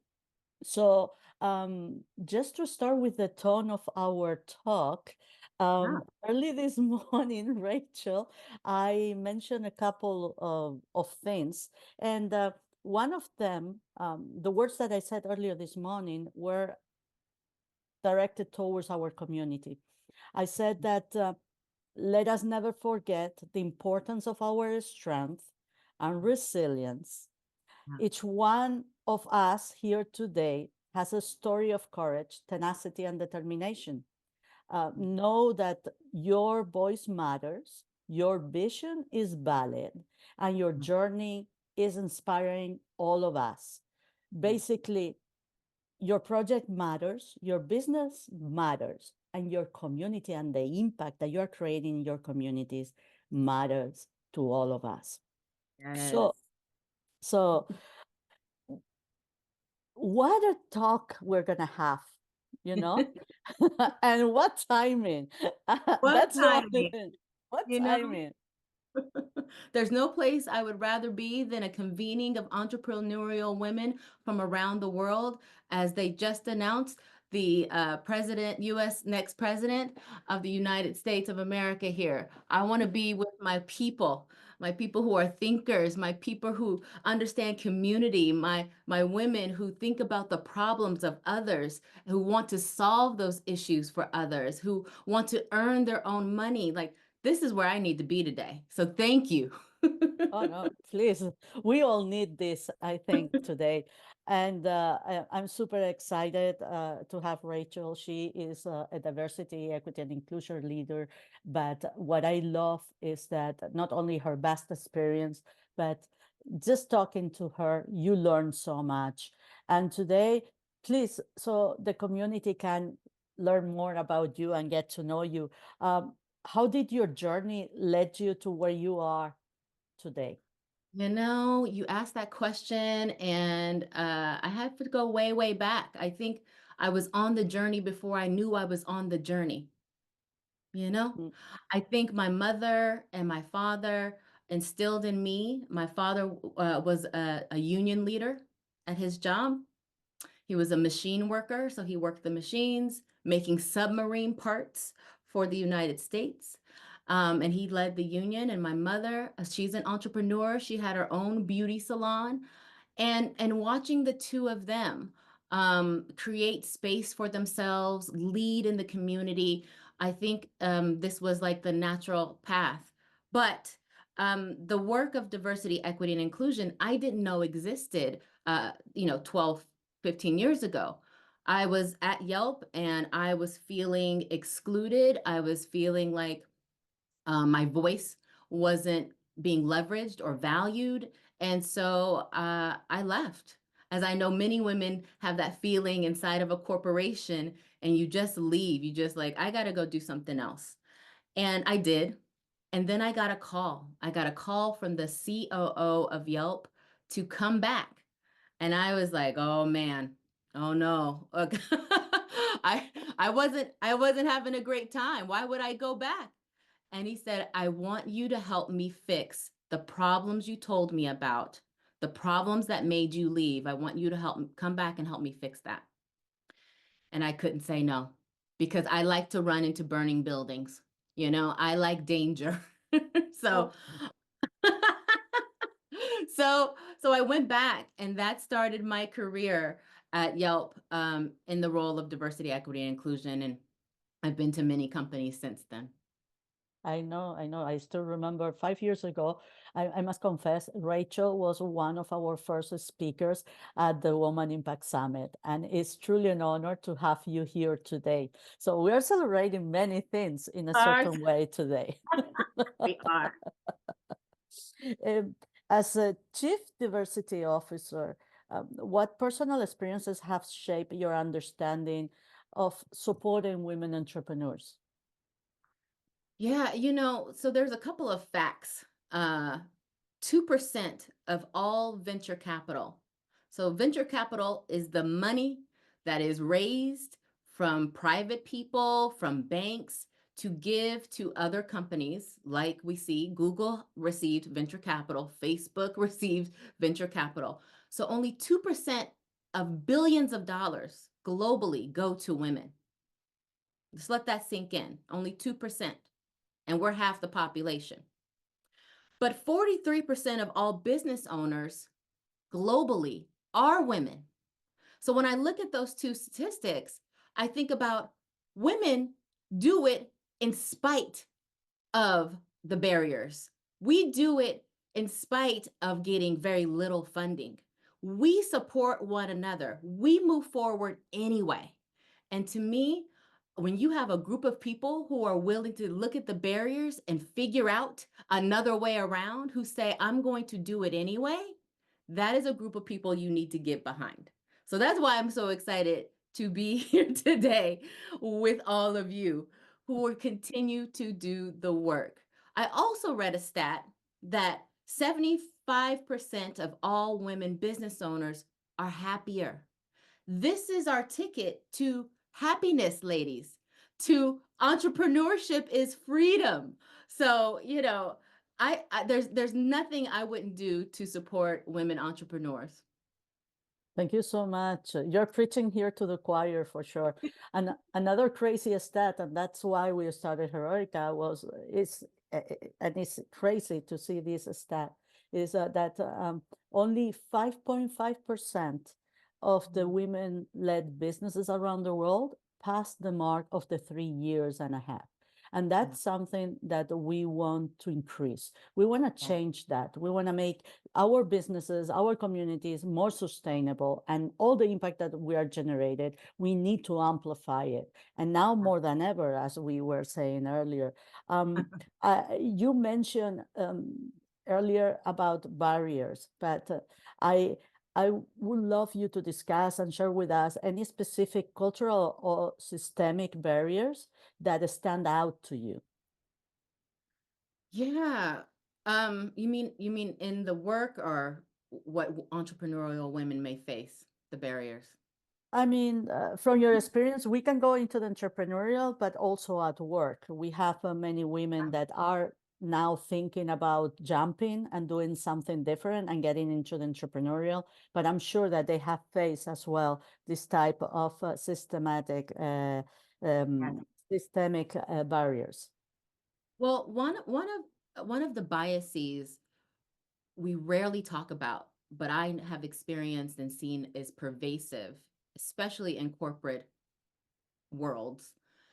It's called hesitation, protective hesitation bias. And what it is when you have a leader who maybe doesn't share your own same demographic, so they're not a woman, or they're not from your country, or they're not from your ethnicity and background, because they want to protect themselves, they don't give you the necessary feedback you need to improve your product, to improve your work, and to grow. And so women aren't receiving the feedback that we need and the information we need to improve, to scale, to go beyond the 3 years, right? That is one of the most critical barriers I think we don't talk enough about in the workplace. So what I tell women is ask for feedback. Ask for the feedback. You have to create a safe space for your boss in order to feel like you're not going to cry, or you're not going to wait for them in the parking lot. You're going to be emotionally okay with receiving the feedback because you want to grow whatever it is you're doing. So that's one. On the other side, I would say be careful of the feedback that you get. Right? Because not all feedback is good feedback. You really have to understand why this person is sharing it with you. What is their motivation to share it with you, right? Because sometimes people could be like a little jealous or not wanting you to succeed. So you have to have your own discernment as a woman in your community with the most knowledge about your community and what you're going to offer and what you're going to build and what you're going to bring, to know when to say, you know what, thank you for your feedback. I don't think I can use it because I know better. So it's kind of feedback is such a nuanced thing, but I say it can help us move forward, and it's also the thing that can hold us back. It's interesting. I never thought about it. I call it a completely different way, but I don't think that I'm supposed to share that name here in public. The PG show, Micah. Exactly. It's a completely different version. But I want to ask now to move into the entrepreneurial ecosystem because especially here in the Bay Area, we see a lot. Yeah. So I wanted to ask you if you could share certain examples of mentorship or sponsorship programs that have made a difference. Yeah, I would say in this particular time now, they're going to be hard to find. And that's the honest truth. We aren't going to be seeing many companies, many venture capital, many private equity, many nonprofit organizations willing to publicly wave the flag that we're willing to support women. But what I will say is that they still exist and they are still around. So it's going to be on you as an entrepreneurial woman who I know is a resourceful woman to figure out who are your people. And you could do a couple things. You can start by one, trying to increase the number of people you're connected to on LinkedIn. Have coffee chats. Reach out to people that you admire, whose business or products or anything that you've read, maybe an article. Reach out to them and say, hey, I just want 15 minutes of your time. And use that to learn, to make connections, and to get another person on your side who will support you in your business. It is now going to be more of a one-to-one situation rather than you seeing, huge organizations writing big checks and doing all of this very outward public work, because people and organizations are fearful of having litigation brought against them or something of that nature. But I don't want us to despair. I know that these people who want to help women and want to help all underrepresented minorities still exist. And I think they're going to be ignited in this time. Yeah, let's have a coffee. Better, let's have lunch soon, okay? I'm going to follow your advice right now. Feed me, please. For sure. What lessons can women entrepreneurs learn about building inclusive products or services that resonate across different communities or even countries, cross-border? What do you? Yeah. Well, one, I think one of the differences between the genders, if you will, is that women are community focused. We are natural problem solvers. We think about the collective, right? We're always thinking about everyone, which is why we're always exhausted. But I think you can use that to your benefit and really dream and imagine and think really big. Scare yourself when you're thinking about what your product offering will be and how big you want it to be and how many people you want it to reach. Dream big. That is something that governments or leaders or naysayers can't take away from you. They cannot take your dreams. And once you've dreamed really, really big about your audience, because you can't just serve one person or one type of person or one community. You really got to think bigger about the problems that you're solving and who you want to serve. And once you get that, you look down the list. Okay, so here's my target audience. I don't know much about that community, but I do believe that they could use my help with whatever it is I'm building. You then go back to your LinkedIn list or your community list that you have and find those people who are closest to that community or within that community and see it as an opportunity to learn from them about how you can meet their needs. And so it's going to take some time, but I know women that we can do it. I say do your own market research. Really dig in. Become someone who is curious about your target audience and the market you're trying to serve, and ask questions. I say that the smartest people aren't the people that have the answer. The smartest people are the people who have the questions, because that shows your curiosity and your willingness to learn. So learn everything you can about every community you want to serve, and I guarantee you'll build a more inclusive product that eventually will turn into higher revenue. It's true. Thank you for that. It's really important to have the communication always with your users, your clients. It's the only way that you're going to learn what they need. I wanted to ask you, because in the entrepreneurial ecosystem, tech is a big part. So I wanted to ask you, what challenges should women entrepreneurs be aware when they're entering in the tech space, and how they can navigate this space? Yeah, I mean, we're in such an interesting time in technology. I've been around long enough to remember the invention of the internet. I know. You're like, what?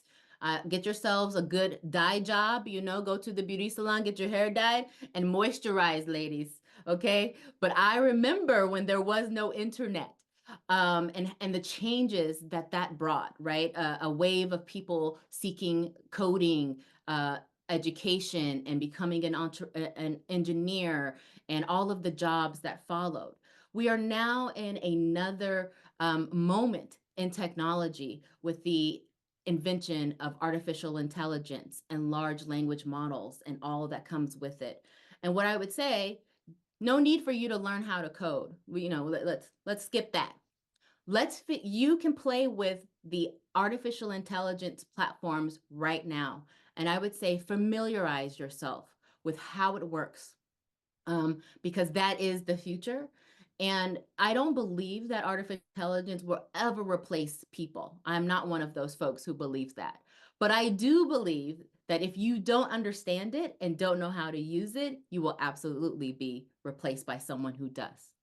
So I would say in this time now, download free versions of ChatGPT or Claude or Gemini. And I don't work for any of these people. They don't pay me. But I do use these products every day so I can understand and relate to my coworkers who are using it.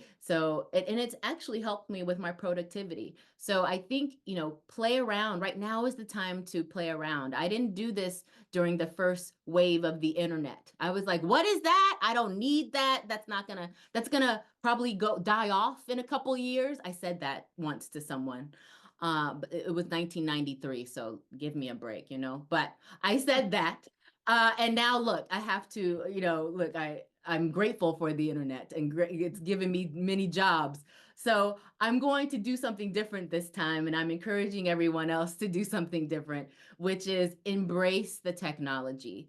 Figure out where in your business you need to scale, where maybe you don't have the skill set. Is it supply chain? Is it logistics? See if there is a product or technology that can help fill that gap for you. That's another employee, if you will, for how you can move forward with your business. I know that we need to wrap up, so that's why. But I wanted to ask you, what kind of advice or knowledge you want to share with our community regarding what's coming up in the future towards entrepreneurship and diversity? What should be aware, and what are the challenges that we should be preparing ourselves for? Yeah. Well, I love that we, and you in particular, my friend, have built a global community of powerful women. I love that. But I think if I'm going to look back on diversity, equity, and inclusion, and maybe where we went wrong, I would say that we didn't include men. I know, ladies, like men, they're everywhere, but they are 50% of the global population. So I would say we need to figure out how to seek their advice, how to bring them into our businesses, not run our businesses, bring them into our businesses. We need to reach out and make connections with them, because a lot of them are bank owners, are venture capitalists. And so figure out a way where they can be supportive. Who are our allies when it comes to men? Who can be our sponsor? Who can be our mentor as you look to build your product for the world? Let's not leave them out. No, I totally agree with you. Many mentors that I had are great men, and yes, they are there. They do exist, and they're also willing to support us. Yes. Rachel, always a pleasure. Thank you so much for being part of the Women Impact Summit. And for sure, we'll talk about what we can do and work together in the future. Awesome. Thank you, Micah. It was an honor. Bye. Thank you, Rachel, too. Yes, entrepreneurship is freedom. Thank you, both of you. It has been a real pleasure, Micah, having both of you today. Thank you all for joining us today. We are finalizing now, thanks to our global partner, the Open Value Foundation, Casa Africa, and the Academy of Women Entrepreneurs. Thanks to all the amazing women entrepreneurs from the Heroikka Open Call that they have inspired us today. Thanks to our team, Irina, Irene, and our translators, Saida, Haisel, and Anouk.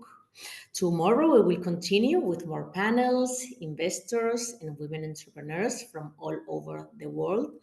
Thanks again for being part of the Women Impact Summit, and see you all tomorrow.